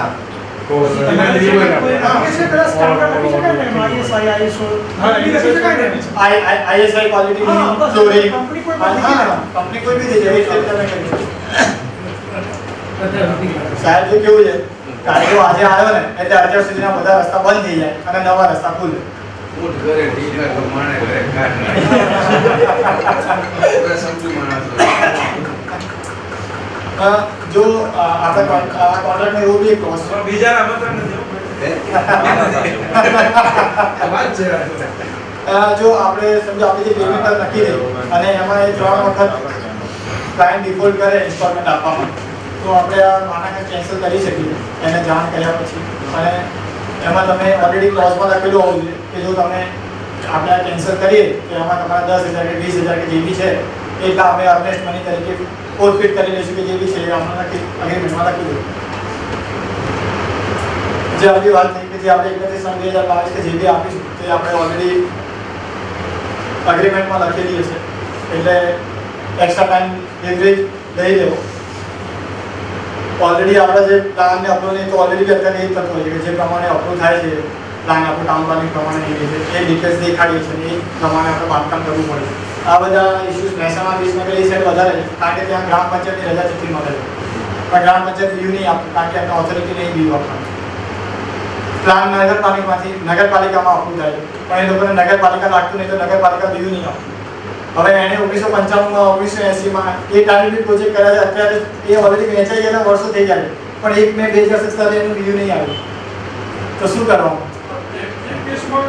માનો ખરેખર એવું બન્યું હોય સર મારા ક્લાયન્ટ છે એટલે મને ખબર છે. માનો ખરેખર આમાં શું થાય ઘણી વખત કે ભાઈ મિત્ર છે એની જમીન છે, ઘણી વખત કોઈ 5 કરોડ 10 કરોડ લાગી ડેવલપમેન્ટ કરી નાખે એક ચિઠ્ઠી ઉપર, ડેવલપમેન્ટ થઈ જાય, સેલ બી થઈ જાય, પણ સેલ જે એને કર્યું હોય એને કે ભાઈ ચલો મારા 10 ફ્લેટ લઈ લેવું, મિત્રો એને કદાચ દસ્તાવેજ ના બી કર્યો તો એ કેસમાં દસ્તાવેજ કરવો હોય તો શું થાય? જો સાહેબ આમાં તકલીફ ક્યારે છે કોઈ તમારી કમ્પ્લેન કરીને તો તકલીફ છે. જ્યાં સુધી સારું ચાલશે ને ત્યાં સુધી હું તમારી કમ્પ્લેન નહીં કરું, પણ તમે રસ્તો રાખ્યો અને આજે આપણે બંનેને માગવું પડ્યું તો હું કમ્પ્લેન કરીશ, પછી તકલીફ થશે. એના પહેલા તમને કોઈ તકલીફ નહીં થાય. એટલે તમને એવો કોન્ફિડન્સ હોય કે આ પોઝિશન નહીં આવવા તો તમે જેમ કરો તેમ કરો. પણ જો આગળ જતા તકલીફ થઈ તો એ ભારે પડે. પણ જેને ખરેખર પેલો પેમેન્ટ બી કરી દીધી મકાન બી રાખી લીધું પણ એને દસ્તાવેજ જ નહીં કર્યો કોઈ કારણસર. પણ સાહેબ તમે તમારા જોડે પ્રૂફ શું કાચું લખાણ હોય એ કોર્ટમાં માન્ય ના હોય.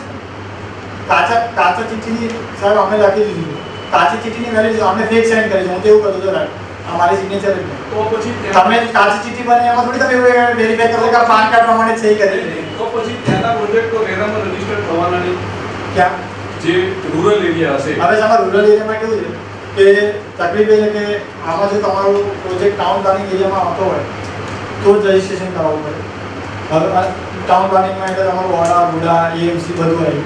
એના સિવાય જો ઓલરેડી ઓથોરિટીએ સ્પેસિફાઈ કર્યું હોય એટલે ઓથોરિટી કે તમારે રજીસ્ટ્રેશન કરાવવાનું ટાઉન પ્લાનિંગમાં ના આવતું હોય પણ એ સ્પેસિફાઈ કરી દે તો ધોલેરા એ જેટલા બી SIR છે ને જેટલા બી સર એરિયા છે ને એ બધા એમને પહેલેથી નોટિફાઈ કરી નાખે.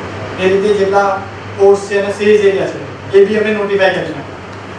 ધોલેરામ નથી આવતું નગરપાલિકા પણ એમને સ્પેસિફિકલી જેટલા સર છે ને 22 લિસ્ટ મને લગાવી કે આ લોકો કરાવવા. બરાબર એટલે ટાઉન પ્લાનિંગમાં નથી આવતું પણ લિસ્ટમાં આવી ગયું તો બી તમારે કરાવવું જ પડશે. બીજો આ બેંક લોનનો ઇસ્યુ આવી ગયો. બેંક વગર એરિયા રજિસ્ટર પ્રોજેક્ટમાં લોન આપશે ને મારું બીયુ આવી ગયું 1 તારીખે પણ હવે ક્લાયન્ટને લોન નહીં મળી તો મારે માર કેવી રીતે વહેંચાશે? તો 50,000 ખર્ચો કરીને રજિસ્ટ્રેશન કરાય. કારણ કે તમે દરેક લાઈન માટે બેંકમાં સમજાવો તો નહીં સર અમારું એક્ઝામ કે સર 80% sold out હોય 20% બાકી હોય. પણ એક તારીખે બિલ ના આવ્યું હોય તો કરાવો. ક્રાઇટેરિયા એક તારીખના બિલ નું છે, તમારે વેચાણ થયું ના થયું કઈ બી થયું, એક તારીખે બિલ નતું તો તમારે રજીસ્ટ્રેશન કરાવો. મારી પાસે એક કેસ છે ગાંધીનગર, જસ્ટ પ્રેક્ટિકલ શું ઇશ્યુ થાય એ સાહેબે ગાંધીનગરમાં A B C 3 વિંગ બનાવી. A માં પ્લોટ અલગ છે, B ને C એક જ પ્લોટ ઉપર છે. એમનું કન્સ્ટ્રક્શન ને બધું ટોટલ ગાંધીનગરમાં શું છે અત્યાર સુધી 3 માળની પરમિશન મળે અને તો એમણે 3 માળમાં 20 યુનિટ A વિંગમાં બનાવ્યું. 14 યુનિટ લાસ્ટ જુલાઈ સુધીમાં વેચાઈ છે. એમણે ઓગસ્ટ મહિનામાં કદાચ બીયુ માટે મૂક્યું અને 6 યુનિટ તો આ તારીખ સુધી નહીં વેચાય. એમણે પરમિશન માટે મૂક્યું તો એમને ડિસેમ્બરમાં ગોડામાંથી લેટર આવ્યો, ગાંધીનગરમાં ગોડા લાગે તો ત્યાંથી લેટર આવ્યો કે તમારા જે ટીપી એરિયા આવે છે એમાં ટાઉન પ્લાનિંગ ડિપાર્ટમેન્ટમાંથી રીસર્વેનું અને રીશોપિંગનું કામ ચાલે છે, તો એમનો અમને તમારા બીયુ માટે અભિપ્રાય મળેલ નથી, તો અત્યારે અમે તમને બીયુ નહીં આપીશું. એ માણસે ફેબ્રુઆરીમાં પાછું નાખ્યું અને એપ્રિલ મહિનામાં letter same to same letter પાછું આવ્યું. 1 મે એનું બીયુ આવ્યું નહીં, રેટ આવ્યું. એમણે આ જુલાઈ મહિનામાં પાછું લેટર નાખ્યું. 29 જુલાઈનો પાછું એ લેટર છાપીને આપી દીધું. હવે એમાં એની શું ભૂલ? અને એના 6 યુનિટ વેચાવાના બાકી છે. 14 યુનિટ વેચાઈ ગયા, દસ્તાવેજ થઈ ગયા, લોકો વસ્તી રહે છે. જેનું બીયુ આવી ગયું પણ 50% થી વધારે માલ વેચવાનો બાકી છે. સર જો પ્રોજેક્ટ કમ્પ્લીશન એટલે આમાં એક છે પ્રોજેક્ટ કમ્પ્લીટ એટલે તમારું બિલ, પછી તમારો માલ ભલે 10 વર્ષે ના વેચાય એ ભૂલી જવાનું. વેચવા પર કોઈનો કંટ્રોલ નહીં, તમારો નહીં, મારો નહીં. ઘરાક ના આવે તો કે રેટા થોડી તમે લાવી આપવાની છે. 22 મિનિટ બનાવે છે લો ઘરાક. માનો કે એનો આપણો પ્રોજેક્ટ મારું બીયુ એપ્રિલ મહિનામાં આવી ગયું, મારી પાસે 15 યુનિટ એવા બાકી છે જે મારા વેચવાના છે. ભલે મેં એના પૈસા લઈ લીધા, હવે મારે એમને વેચવા છે તો હું જૂની એન્ટ્રી પ્રમાણે દસ્તાવેજી થઈ જાય તો મારે એને રેરામાં કરવાનું. દસ્તાવેજ રેરા પ્રમાણે કરવાનો પણ રેરામાં રજીસ્ટ્રેશન નહીં કરવાનું. હા એ બરાબર છે. જો આમાં જો એક બધું લઈને બેઠું હોય, હું રેરામાં રજીસ્ટ્રેશન કરું તો એક તો એની કોસ્ટ લાગે પ્લસ પેલું 70-30 નો રેશિયો કોઈ કરે મેઇન્ટેન નહીં, આમાં શું થાય તમારે જે 70-30 માં તમે સ્ટેન્ડ લઈ શકો કે એક મેં પહેલાં બીજું આવી અને રેરા લાગુ પડતું નહીં. રેરા લાગુ પડતું નહીં તો એનો કાયદો મને લાગુ પડતો નહીં. આમ તો તમે શું છે એ સ્ટેન્ડ તમે બહારના ખર્ચમાં ને એમાં લઈ શકો, પણ થાય શું જ્યારે રજીસ્ટ્રેશનમાં જાય કે બધે જાય, હવે ત્યાં શું ને ત્યાં જે માણસ બેઠા ને અત્યારે આપણે સબમિટ કરવા જઈએ તો એ જે બેઠો હોય છે ને એ બી અભણ હોય છે, એ અમારા જોડે શીખે. તો ત્યાં જે 50 કરીને આન્સર આપવા એના કરતાં બધું આપણે ફેવરમાં જ લખેલું છે અગ્રીમેન્ટમાં. કોઈ વસ્તુ તમે આખો અગ્રીમેન્ટ વાંચો ને તમને એક બી પોઈન્ટ એવું નહીં લાગે છે તમારા ફેવરમાં નથી, અને જે તમારા ફેવરમાં ના લાગે ને એમાં તમે રસ્તે કાઢો. બધું કેવું છે ખાલી હવે જે દસ્તાવેજી પ્રક્રિયા છે ને એ મહત્વની થઈ ગઈ કે બધું ડોક્યુમેન્ટેશન કરવું પડશે, બીજું કંઈ નવાઈની વસ્તુ નહીં.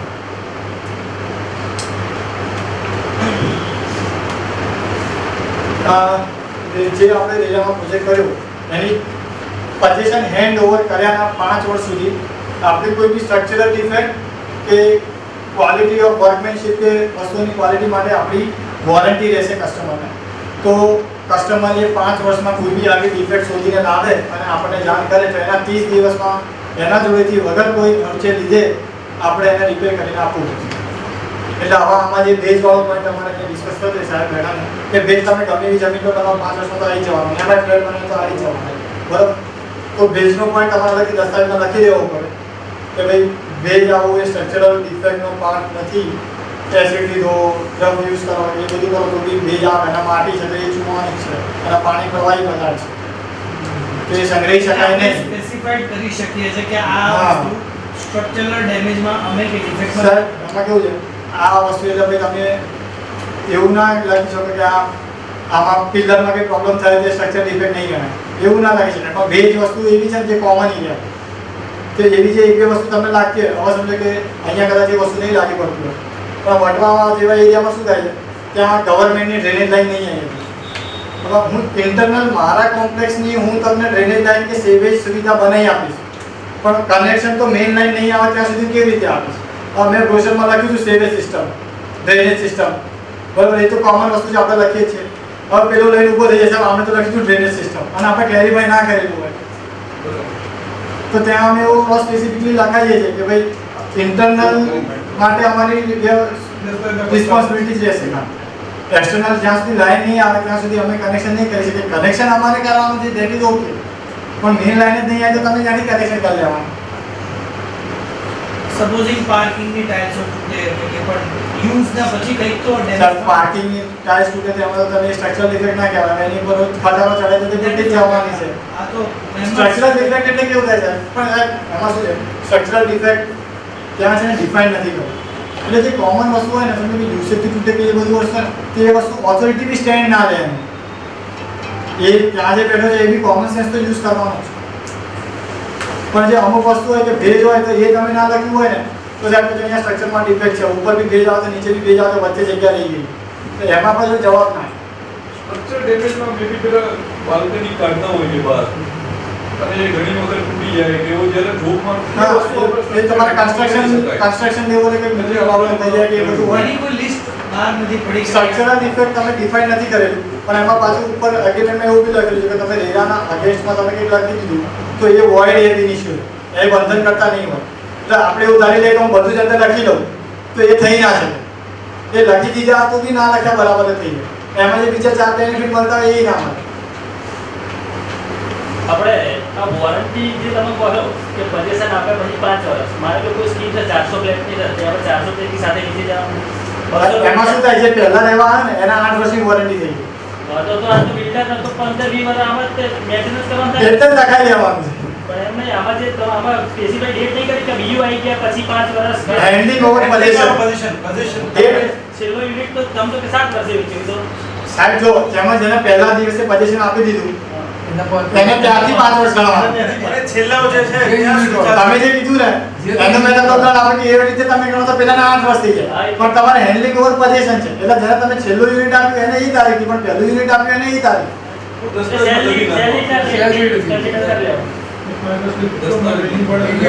સર જો એ સ્ટ્રક્ચરલ ડિફેક્ટ ના કહેવાય, કુદરતી આફતમાં તમે કોઈ વસ્તુ ના કરી શકો.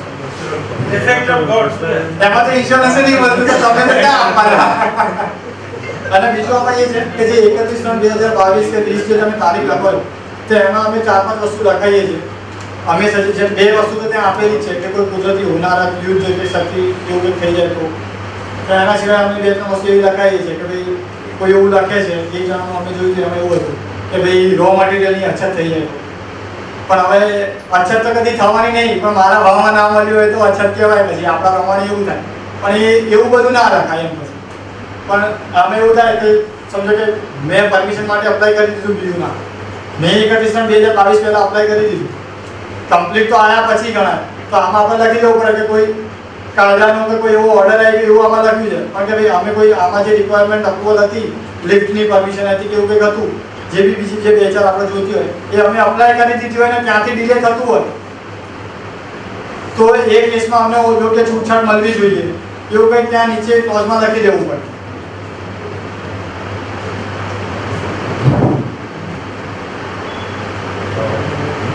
પછી આપણે જે ત્યાંથી નોર્મલી એવું છે કે આ એક વર્ડ યુઝ કરે છે ઓક્યુપન્સી સર્ટિફિકેટ, પણ જ્યાં સુધી મને ખબર છે ત્યાં સુધી યુઝ સિવાય બીજું કંઈ આપણને મળતું નહીં. આવું ઓક્યુપન્સી સર્ટિફિકેટ જેવું કોઈ આપણને કંઈ મળતું છે નહીં. તો આપણે નોર્મલી એવું કરવું પડે કે જેવી સોસાયટી ઓલમોસ્ટ બધા મેજોરિટી યુનિટ સેલ થઈ જાય ને એટલે 51%થી વધારે યુનિટ સેલ થઈ જાય એટલે એક સર્વિસ સોસાયટી જે આપણે બનાવીએ છીએ બનાવીને એમાં પછી બધું મેન્ટેનન્સ ને બધું કરવાનું અને એનું થાય એટલું જલ્દી કોમનમાં સોંપી દેવાનું. એ લોકોના મેમ્બર બનાવીને એ લોકોને સોંપી દેવાનું. આપણે એમ રાખવાની હોતી નથી તો બીજું કારણ કે એ મેટર ઉપર ક્લેરિફિકેશન નથી.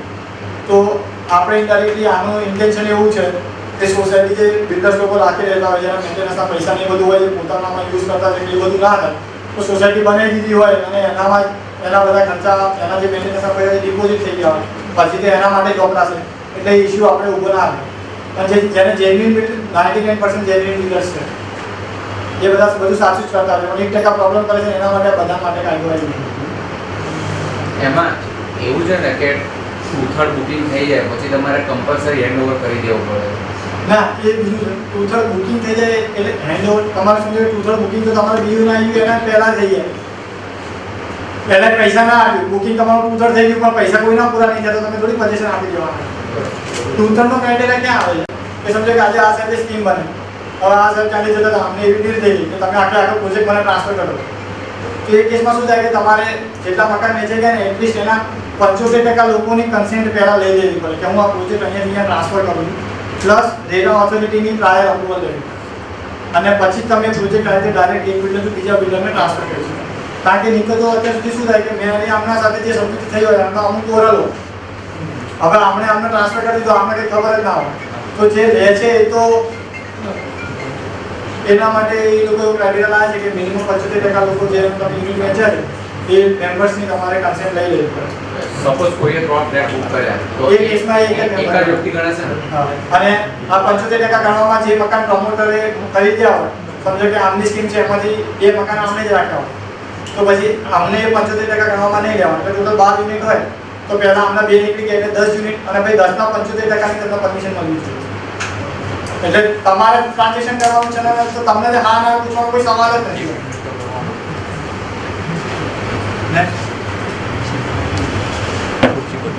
આ બધું એ લોકો શું આપણા જોડે માંગી શકે.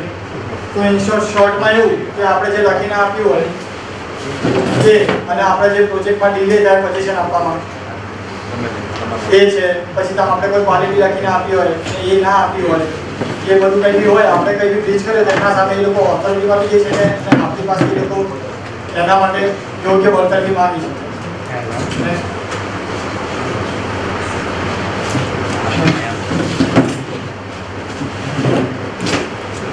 એ લોકોની શું જવાબદારી છે જેને આપણે યુનિટ વેચી જોઈએ. તે તો જો ડિલે પેમેન્ટ થાય તો એ લોકોએ ઇન્ટરેસ્ટ આપવું પડે, આપણે અંદર લખી દેવાનું. સેકન્ડલી આપણે કોઈ સોસાયટીને બધું ફોર્મ કરવા આપણે માંગ થાય પણ એ લોકો ના એગ્રી થાય તો એ કેસમાં શું આમાં ડાયરેક્ટ કાયદામાં લખેલું છે કે એ લોકોની જવાબદારી છે કે સોસાયટી ફોર્મેશન થાય એમાં એ લોકો પાર્ટિસિપેટ કરે. એ કેસમાં સમજો કે આપણે ડિલે થયું, આમાં 3 મહિનાનો ટાઈમ આપેલો છે કે તમારે બધું મેનેજ 3 મહિનામાં તમારે સોસાયટી બનાવીને આપી દેવાનું, હેન્ડ ઓવર કરી દેવાનું. પણ તમારે કરવી છે પણ ત્યાંના લોકો રેડી નહીં થતા, તમારે મિનિમમ 10 મેમ્બર જોઈએ, એ લોકોમાં નક્કી નહીં થતા કે કયા 10 રાખવા. તો એ કેસમાં આપણે આપણી રિસ્પોન્સિબિલિટીમાંથી આપણે એ સ્ટેન્ડ લઈ શકીએ કે અમારે કરી દેવું પણ આ લોકો નતા રાખે. પછી એ લોકોને આપણે આમાં એક નોર્મલ પ્રોસિજર અગ્રીમેન્ટ પ્રમાણે એવી પ્રોસિજર છે કે આપણે બીયુ આવી જાય અથવા આપણે પોઝિશન આપવા માટે રેડી હોઈએ ને, એટલે આપણે આમ તો નોર્મલી બીયુ આવી જાય એટલે આપણે પોઝિશન આપવા માટે તો રેડી થઈ જઈએ. તો એના એ કેસમાં આપણે ને એના 15 દિવસમાં આપણે એક લેટર એ લોકોને લખીને જાણ કરી દેવાની કે અમે પોઝિશન આપવા રેડી છે, તમારું પેમેન્ટ પૂરું થશે એટલે આપણે પોઝિશન આપી દઈશું. તો સામે એ લોકોની એવી ઓબ્લિગેશન છે કે જો તમે ઇન્ટિમેશન આપ્યું તો તમને 2 ફાયદા. તમે ઇન્ટિમેશન આપીને એ પોઝિશન ના લે તો અગ્રીમેન્ટમાં તમે એવું ક્લોઝ નાખી શકો કે તમે ઇન્ટિમેશન આપીને એને 30 દિવસમાં પોઝિશન ના લીધું તો એના પછીના મહિનાના મેન્ટેનન્સ એ લોકોએ તમને આપવા પડશે. જે બી તમે અંદર લખ્યું હોય અમાઉન્ટ અગ્રીમેન્ટમાં આવે 4000 5000 મહિને જે બી છે મેન્ટેનન્સના પૈસા એને તમને આપવા પડશે. એક તમારે એડવાન્ટેજ થઈ જાય કે મેન્ટેનન્સ ખર્ચમાં એ ભલે પોઝિશન નહીં લેતો પણ એનો આપણને ભાગ કરવાનું ચાલુ થયું. સેકન્ડ વસ્તુ આપણે એને લખીને આપી દીધું એટલે આપણે પોઝિશન આપવા રેડી છે, એટલે આપણો પ્રોજેક્ટ ઓલરેડી બીયુ આવી ગયું છે પછી લખીને આપ્યું છે એટલે આપણો પ્રોજેક્ટ ઇન ટાઈમ કમ્પ્લીટ થઈ ગયો અને એની આપણે એને જાણ બી કરી દીધી, એનું આપણી પાસે પ્રૂફ થઈ ગયું. અને નોર્મલી સોસાયટી બહુ મોટી હોય તો દરેકના મેન્ટેનન્સ ખર્ચા આવવાનું ચાલુ થઈ જાય તો આપણું બર્ડન એક વર્ષ બી એવું થાય ને મહિને 20,000 30,000 બી ભોગવતા હોય તો ફ્લેક્સ ઓફ અમાઉન્ટ.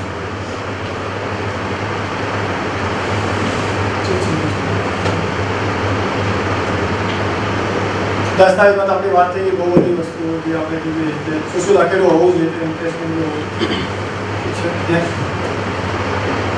આ પેનાલ્ટી સ્ટ્રક્ચર જો તમે રજિસ્ટ્રેશન ના કરાવ્યું હોય અને તમે યુનિટનું સેલ કરતા હોય તો આ જ્યારે રજિસ્ટ્રેશન કરીને ત્યારે તમારી પ્રોજેક્ટની એસ્ટિમેટેડ કોસ્ટ તમારે લખીને આપવાની હોય કે મારા આખા પ્રોજેક્ટની કોસ્ટ, લેન્ડની કોસ્ટ 6 કરોડ અને બાકી પ્રોજેક્ટની આખી કોસ્ટ, કન્સ્ટ્રક્શન કોસ્ટમાં બધું આવી ગયું, એડવર્ટાઇઝિંગ, માર્કેટિંગ ખર્ચા, પ્રોફેશનલની ફીસ બધું એ બધી થઈને બીજી સમજે કે આપણે જે રફ એસ્ટિમેટમાં આવતા હોઈએ કે 6 કરોડ જમીનના અને 20 કરોડ બાકીના ખર્ચા, ટોટલ મારા 26 કરોડની કોસ્ટ, તો એ આપણે એપ્લિકેશન કરતી વખતે એ લોકોને આપવાની હોય.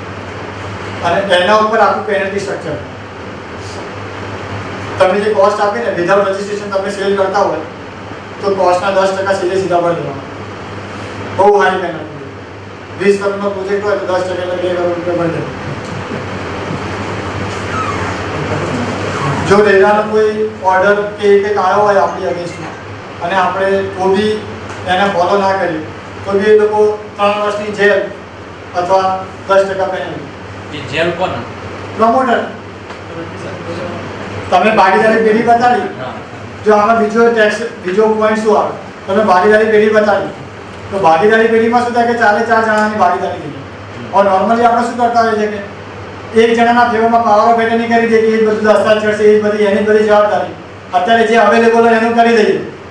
પછી જો આવું કંઈ થઈ ગયું પછી શું થાય, યાર હવે આ તો ભરાઈ જઈશું, છોડ, પેલાની પાવર ઓફ એટર્ની હતી, પછી પેલો સિવિલ કોર્ટમાં બીજી મેટર દાખલ કરી દે કે સાહેબ બધું એમને જોવાનું હતું, અમને તો ખબર નહોતી, એમને લખીને આપી દીધું,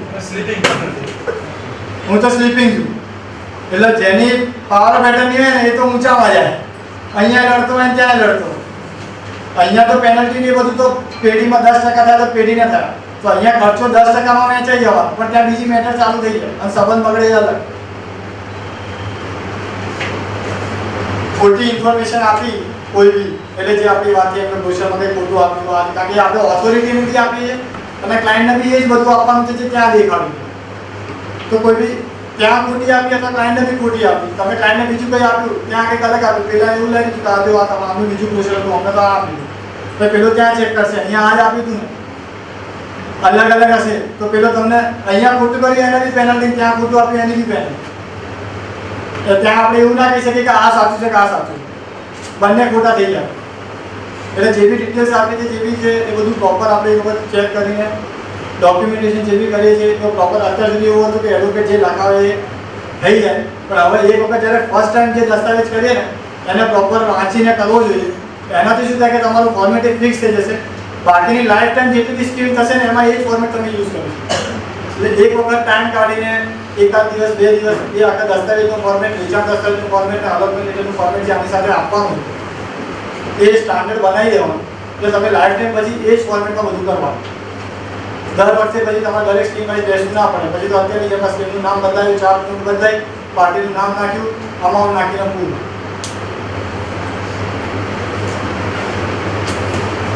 બાકી પછી આના સિવાય જે રજિસ્ટ્રેશન સિવાય અને ઓર્ડર સિવાય બીજી કંઈ નોર્મલ કોઈ કમ્પ્લેન ફાઇલ કરીને એમાં આપણી કોઈ બી આપણે ડિફોલ્ટ પ્રૂવ થયો તો આપણે એમાં અપ ટુ 5% છે, એટલે એ ઓથોરિટીને છે, 0.5% લગાવે, 1% લગાવે, 2% લગાવે. આમાં એજન્ટને પેનલ્ટી સ્ટ્રક્ચર એ રીતે છે કે જો એને એનામાં કંઈ ડિફોલ્ટ આવે તો એને જેટલાની યુનિટ વેચાવ્યું, એને દલાલી ભલે 50,000 લીધી પણ એને યુનિટ 25 લાખનું વેચાયું તો એના 10% પેનલ્ટી, એટલે એના 50,000 લીધા ને 2.5 લાખ પેનલ્ટી ભરે. એક કેસ આવું કંઈ થાય તો ઓથોરિટી પાસે શું પાવર છે અને શું થાય, તો આવું કંઈક થાય. આ બહુ એક્સ્ટ્રીમ કેસીસ છે જે બહુ રેર કેસમાં જોવું નથી. તો સૌથી પહેલાં તો આપણું રજિસ્ટ્રેશન કેન્સલ થઈ જશે. રજિસ્ટ્રેશન કેન્સલ થશે ને એટલે સૌથી પહેલી વસ્તુ તમે જે અકાઉન્ટની ડિટેલ ત્યાં આપો છો એ અકાઉન્ટ એ લોકો ફ્રીઝ કરી દેશે, બેંકને ઇન્ટિમેશન આપે, એટલે પછી તમે એ ઓપરેટ નહીં કરી. 2 અકાઉન્ટ રાખવાનું વિઝન આપણા પૈસા બીજા પડ્યા નહીં જતા, એટલે એ અકાઉન્ટ સૌથી પહેલાં તમારું ફ્રીઝ થઈ જશે. પછી જે રીતે અત્યારે એક આરબીઆઈ લિસ્ટ ઓફ ડિફોલ્ટર રાખે છે એ રીતે આમની વેબસાઇટ ઉપર એક લિસ્ટ ઓફ ડિફોલ્ટરનું ટેબલ આપેલું છે, એમાં તમારું નામ લખેલું હશે કે આ ભાઈએ રિયલ એસ્ટેટ સેક્ટરમાં ડિફોલ્ટ કરેલું છે. એટલે હવે અનનોન જગ્યાએ ભાગીદારી કરવા જઈએ કે નવો બિઝનેસ કરવા જઈએ એના પહેલાં ત્યાં રિપોર્ટરની લિસ્ટમાં એ વખત ચેક કરી લેવાનું. અને માર્કેટ નામ ખરાબ થયા પછી એમને કોઈ બિઝનેસ નહીં મળતું. પણ આ બીજા એક્સ્ટ્રીમ કેસીસ થઈ જાય. આ બધું તમારું રજિસ્ટ્રેશનની તમને એક 30 દિવસની નોટિસ આપશે. એના પછી ત્યાં આપણે એડવોકેટ થ્રુ આપણે એડવોકેટના બંનેને લઈને જઈને હિયરિંગ થશે, બધું થશે. એના પછી તમને ચાન્સ આપ્યા વગર આ બધું નહીં ને, પણ એ બધી ઝંઝટમાં ના આપણું સારું. આપણી જે વેબસાઇટની આપણે લોગિન આઈડીના પાસવર્ડ મળશે એ બી ફ્રીઝ થઈ જશે. એ લોકો આપણા પ્રોજેક્ટની બધી વસ્તુ આપણા જોડેથી કંટ્રોલ જ લઈ રહેશે. કાં તો સોસાયટી બની ગઈ હશે તો સોસાયટીને અથવા કોઈ સ્ટેટ ગવર્મેન્ટ એમનો રિપ્રેઝેન્ટેટિવ અપોઇન્ટ કરશે. એ લોકો બાકીનું કામ પતે ને જે લોકોને યુનિટ વેચાયા છે, દસ્તાવેજ થાય એ લોકોને બધું વેચવાનું બધું આખું કંટ્રોલ એ લોકો લઈ છે. એટલે આપણા હાથમાંથી સાઈડ જતી રહ્યું છે, એનું કામ ખરાબ થાય એ નથી. આમાં ગુજરાત રહ્યા તો બહુ લેટ આવ્યું. મહારાષ્ટ્ર સૌથી પહેલાંમાં સ્ટાર્ટ થયું અને એ લોકો આમાં બહુ સ્ટ્રિક્ટ થયું. તો આમાં એક ઓફિસર આજે ગાડીમાં હતા ને તો 60 ડેવલપર્સ કરીને ત્યાં એક રિયલ એસ્ટેટ એ ડેવલપર બી છે ને એજન્ટ બી તો એનું બોર્ડ મારેલું હતું, સ્કીમ બીજાની હતી. તો એ ભાઈએ પ્રોજેક્ટ રેરા રજિસ્ટર્ડ હતો પણ આ સાહેબ રેરા રજિસ્ટર્ડ નહોતા. પેલા ભાઈએ જેમ જોયું આ રેરા રજિસ્ટર્ડ નથી અને ત્યાં નંબર એ આપેલો નથી. સીધી 10 લાખ રૂપિયાની નોટિસ ઘરે પહોંચાડી. અને એ લોકોએ એ બીજા દિવસના એક મરાઠી ન્યૂઝપેપર, એક આજે મહારાષ્ટ્રમાં મરાઠી હોય, આપણે અહીંયા હતું ગુજરાતી, અને એક ઇંગ્લિશ ન્યૂઝપેપર જે આખા મહારાષ્ટ્રમાં ચાલતું હોય, ત્યાં નોટિસ, ત્યાં માફીનામું આપવાનું પેપર, અને જેટલા હોર્ડિંગ લગાવ્યા હતા ને એની ઉપર માફીનામાની ઝેરોક્ષ લગાવવાની કે અમે એના રજીસ્ટર નહોતા, અમે આ કામ કર્યું છે અને એ માટે હું માફી માંગુ. એના પછી તમારી માર્કેટમાં વેલ્યુ જીરો છે. એ ધંધો કરશે પણ હવે સાહેબ એ નામથી નહીં કરે. તો અત્યારે 10 વર્ષથી એ નામથી ધંધો કરતો આવે તો હવે એની જે બ્રાન્ડ બની હોય હવે એ ના ને. એટલે ત્યાં સાઈડ તો બહુ સ્ટ્રિક્ટ છે. મહારાષ્ટ્રમાં તો એ લોકો શું મોટો એક્શન લે, કોઈના કમ્પ્લેનની રાહ બી નથી લેતા. અને સૌથી વધારે એજન્ટ્સ અને સૌથી વધારે પ્રોજેક્શન રજિસ્ટ્રેશન મહારાષ્ટ્રમાં થયા.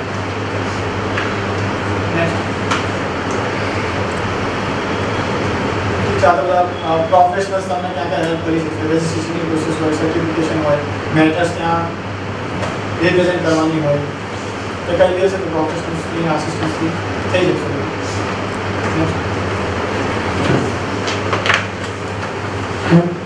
આ કાયદા અમારા હેડ્સ અને બિઝનેસ આપણા માટે શું છે કે એક ઓથોરિટી વધી, રિપોર્ટિંગ ઓથોરિટી વધી, કમ્પ્લાયન્સની કોસ્ટ ઇન્ક્રીઝ થઈ,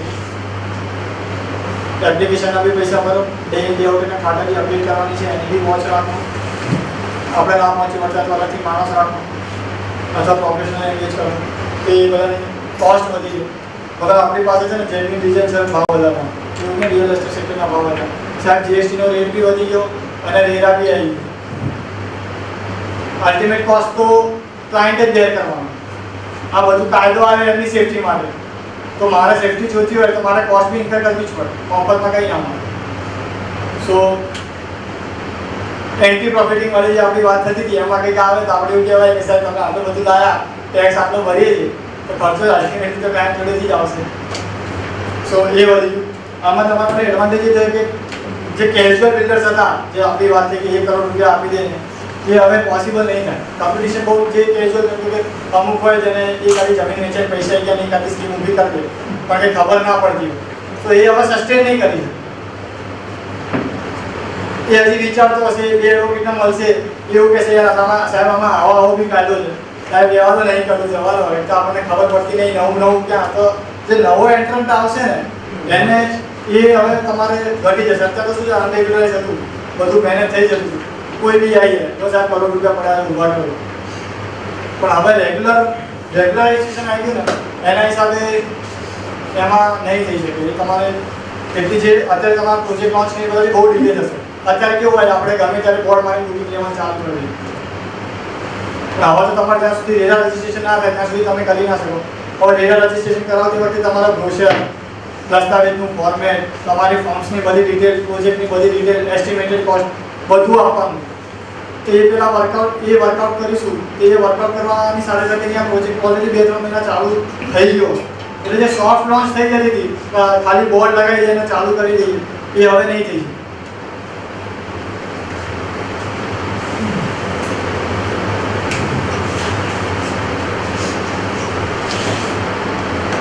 બીજું તમારા સેક્ટર હવે રેગ્યુલેટેડ સેક્ટરમાં આવી જશે તો જે અત્યાર સુધી આપણા ફિલ્ડમાં અનઓર્ગેનાઇઝ હોય છે ને એટલે જે જેન્યુઇન ફંડિંગ હોય ને, ઇન્વેસ્ટમેન્ટ હાઉસો હોય કે વેન્ચર કેપિટલ હોય, ફંડ હાઉસ હોય, એ લોકો જલ્દી ઇન્વેસ્ટમેન્ટ ના કરે. પણ આ રેરાનો કાયદો આવ્યા ને એના પછી તો ઇવન સેબીએ બી રિયલ એસ્ટેટ ઇન્વેસ્ટમેન્ટ ટ્રસ્ટીઝ કરીને એક નવી એન્ટિટી અલાઉ કરી દીધી. એ લોકો ખાલી પર્ટિક્યુલર રિયલ એસ્ટેટ ફિલ્ડમાં જ ઇન્વેસ્ટમેન્ટ અને ફંડિંગનું કામ કરતા હોય. આમાં તમારે ફંડિંગમાં સૌથી મોટી ઇમ્પેક્ટ ક્યાં આવશે? જે લોકો બેંક ફાઇનાન્સ લઈને પ્રોજેક્ટ્સ કરતા હતા એ કેસમાં શું થતું હતું કે બેંક એવું કરતી હતી કે તમારા 5 માળ અમારા જોડે ચાર્જ રહેશે, પ્લસ તમારા જે બી અલોટીસના પૈસા આવશે એ પર્ટિક્યુલર અમારા બેંકમાં જે અકાઉન્ટમાં આવશે ત્યાં જ આવશે અને આટલી અમાઉન્ટ સુધી તમે વિડ્રો નહીં કરી શકો, અમારી જોડે જ રહેશે. પણ હવે રેરા આવી ગયું એમાં એવું છે કે અકાઉન્ટ પહેલાંમાં જ આ પૈસા આવવા જોઈએ, એનું યુટિલાઇઝેશન લેન્ડ કોસ્ટ અને કન્સ્ટ્રક્શન કોસ્ટ માટે થઈ શકે. તો હવે એ લોકો આ કરી ના શકે, અકાઉન્ટ એસ્ટ્રો અકાઉન્ટ હવે એમની પાસે તો રાખી ના શકે, એ ઇલીગલ થઈ જાય. એટલે હવે શું થાય છે કે બેંક ફંડિંગ કાં તો પ્રમોટર્સની પર્સનલ ગેરંટી અને આખી બિલ્ડિંગના મોર્ગેજ ઉપર થાય. એટલે તમારે જે કોલેટરલ આપવાની છે ને એની ક્વોલિટી અને ક્વોન્ટિટી બહુ વધી જશે. બેંક ફંડિંગ ટફ થઈ જશે. એટલા માટે બી ઘણા જણા જે 1 કરોડ રૂપિયા હોય 4 કરોડ બેંકમાંથી લઈને 5 કરોડનો પ્રોજેક્ટ ઊભો કરી દે હવે પોસિબલ નથી. એટલે એ આ બધા ફેક્ટર તમારા ઓવરઓલ કોમ્પિટિશન જે કેઝ્યુઅલ બિઝનેસ ઊભા થઈ જાય છે એ કમ થઈ જશે, એ પોસિબલ નહીં થાય. તો જે ઓર્ગેનાઇઝ ફિલ્ડમાં આવી જશે, સ્ટ્રક્ચર એમાં કામ કરતા હશે એ લોકો જ ગ્રો કરી શકશે કે સસ્ટેન કરી શકશે. બાકી 2-3 વર્ષમાં બહુ બધા બિઝનેસ એનાથી વાઇપ આઉટ થઈ જશે. અને ઇવન જે સફળ છે, પેગાસિસ છે, ગાલા છે, એ લેવલના જે બિલ્ડર્સ છે જે લોકોના પોતાના કોર્પોરેટ સ્ટ્રક્ચરમાં કરે છે એ લોકોને એક સાથે 10 ટીમ ચાલે તો એ લોકોએ 10 એકાઉન્ટ ખોલાવવા પડે છે. બધું અલગ આખું પ્રોજેક્ટ જ એક અલગ એન્ટિટી થઈ જાય. એટલે પ્રોજેક્ટ વાઇઝ બધું એમને પ્રોફેશનલ મેનેજ કરવા આ કરો તે કરો બધું પ્રોજેક્ટ વાઇઝ થઈ જાય. એટલે હવે એટલો બધો ટાઈમ માંગી જશે. અત્યાર સુધી કેવું હતું કે એક માણસને બેસી જાય છે બધું નોંધી લે, આપણે સાંજે જઈએ બધું કરી લે. હવે શું છે એક પાર્ટનર એવો જોશે ને જે કન્ટિન્યુઅસલી વોચ રાખે. હવે અંધારામાં નહીં જઈએ એટલે જવાબદારી બી વધી, સામે બધું લખાઈ લીધું હશે તો વ્યાજબી ક્લેમ કરી શકશો, મેન્ટેનન્સના ખર્ચા વહેલા લઈ શકશો. પહેલાં કેવું થતું હતું કે તમારે 3 વખતે સલગ 3 ઇન્સ્ટોલમેન્ટ ના આપે પછી જ આપણે કહી શકીએ. હવે આમાં એવું લાવી દીધું કે 3 ઇન્સ્ટોલમેન્ટ એટલે એક વખત આજે ના આપ્યું કોઈ બીજો ઇન્સ્ટોલમેન્ટ આપે, ત્રીજો હવે પાછા ચોથા પાંચમામાં રવડાવે તો એ કેસમાં બી તમારા ટોટલ 3 થઈ ગયા. તમે આમાં 3 ટોટલ લખેલા હોય તો એ કેસમાં બી તમે બાકીના પૈસા પાછા આપીને 10-20 હજાર રૂપિયા રાખીને એ ક્લાયન્ટ જવા દેશે.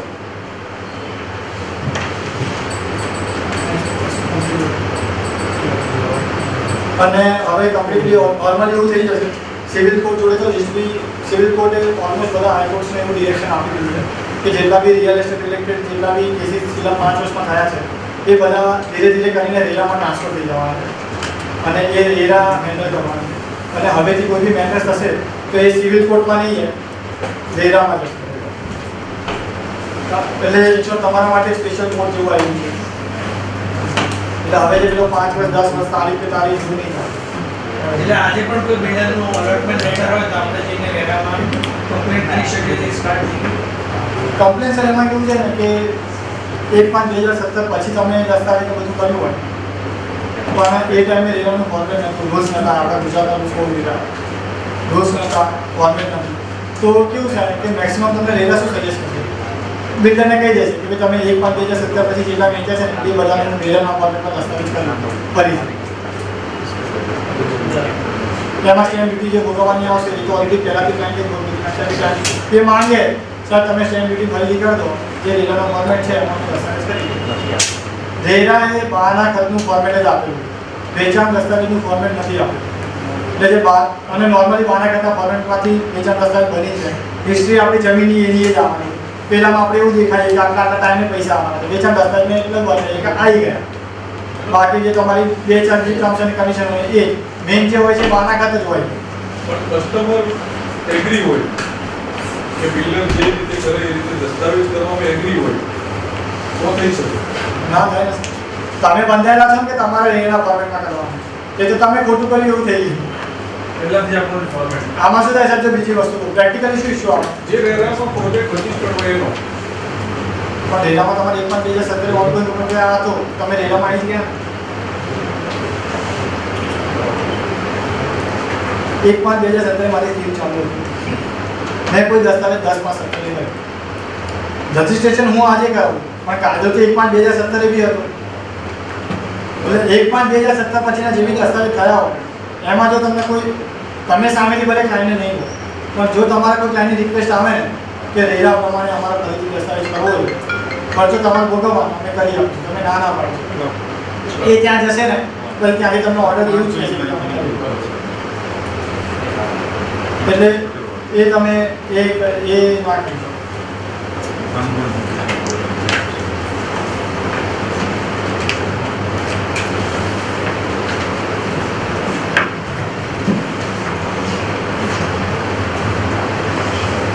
તો આના સિવાય બીજા કોઈ ક્વેશ્ચન હવે જેમ મેં ડીયુ માટે એપ્લાય કરી દીધું બરાબર, ગાંધીનગર વાળી જે વાત કરી પણ વ્યૂ નથી યાર એ તો ઓથોરિટી ને તો એ લોકોની ભૂલ ને તો હું શું એટલે એમાં કેવું છે સાહેબ? મેં તો ડેટ આપી દીધી બરાબર, મહિના પછી મારે બધું હોય તો હું શું કામ ફેર કરું. પણ એમાં કેવું છે સાહેબ જો ગુજરાત રેરાની વેબસાઇટ ઉપર છે ને ગુજરાત રેરાએ પોતાના એપ્લિકેશન એમાં ક્લિયરલી લખ્યું છે કે જો તમે વ્યૂ માટે અપ્લાય કર્યું તો પણ એક પાસે વ્યૂ નહોતું આવ્યું તો તમારે રજીસ્ટ્રેશન કરાવવું. તમારા વ્યૂ માટે અપ્લાય કર્યું હતું 50 યુનિટ વેચાઈ ગયા છે અને 10 જ વેચાવાના બાકી છે.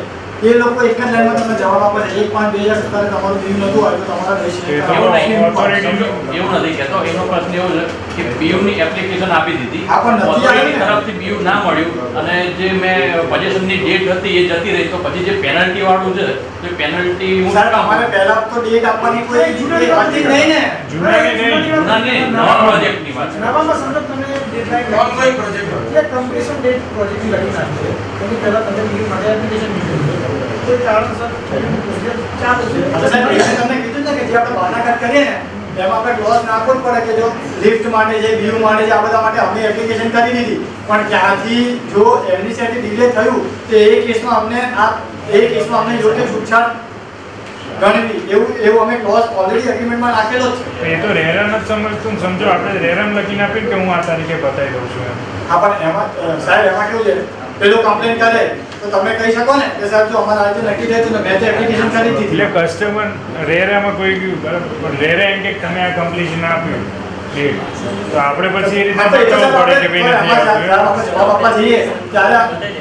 જવાબ આપવા જઈએ ત્યારે આપણે બતાવીએ ને સાહેબ જો આ ડેટ મારી કમ્પ્લીશન ની હતી. નોર્મલી વ્યૂ 30 દિવસમાં આવી જાય. નોર્મલી વ્યૂ માં કેટલો ટાઈમ લાગે? એટલે એ લોકો નથી આવતા જ નથી.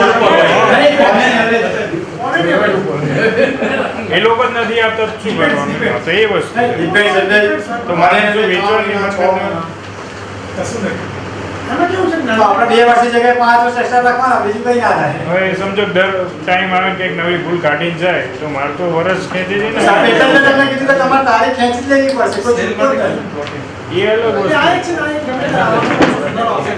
એટલે આમાં તો આમ તો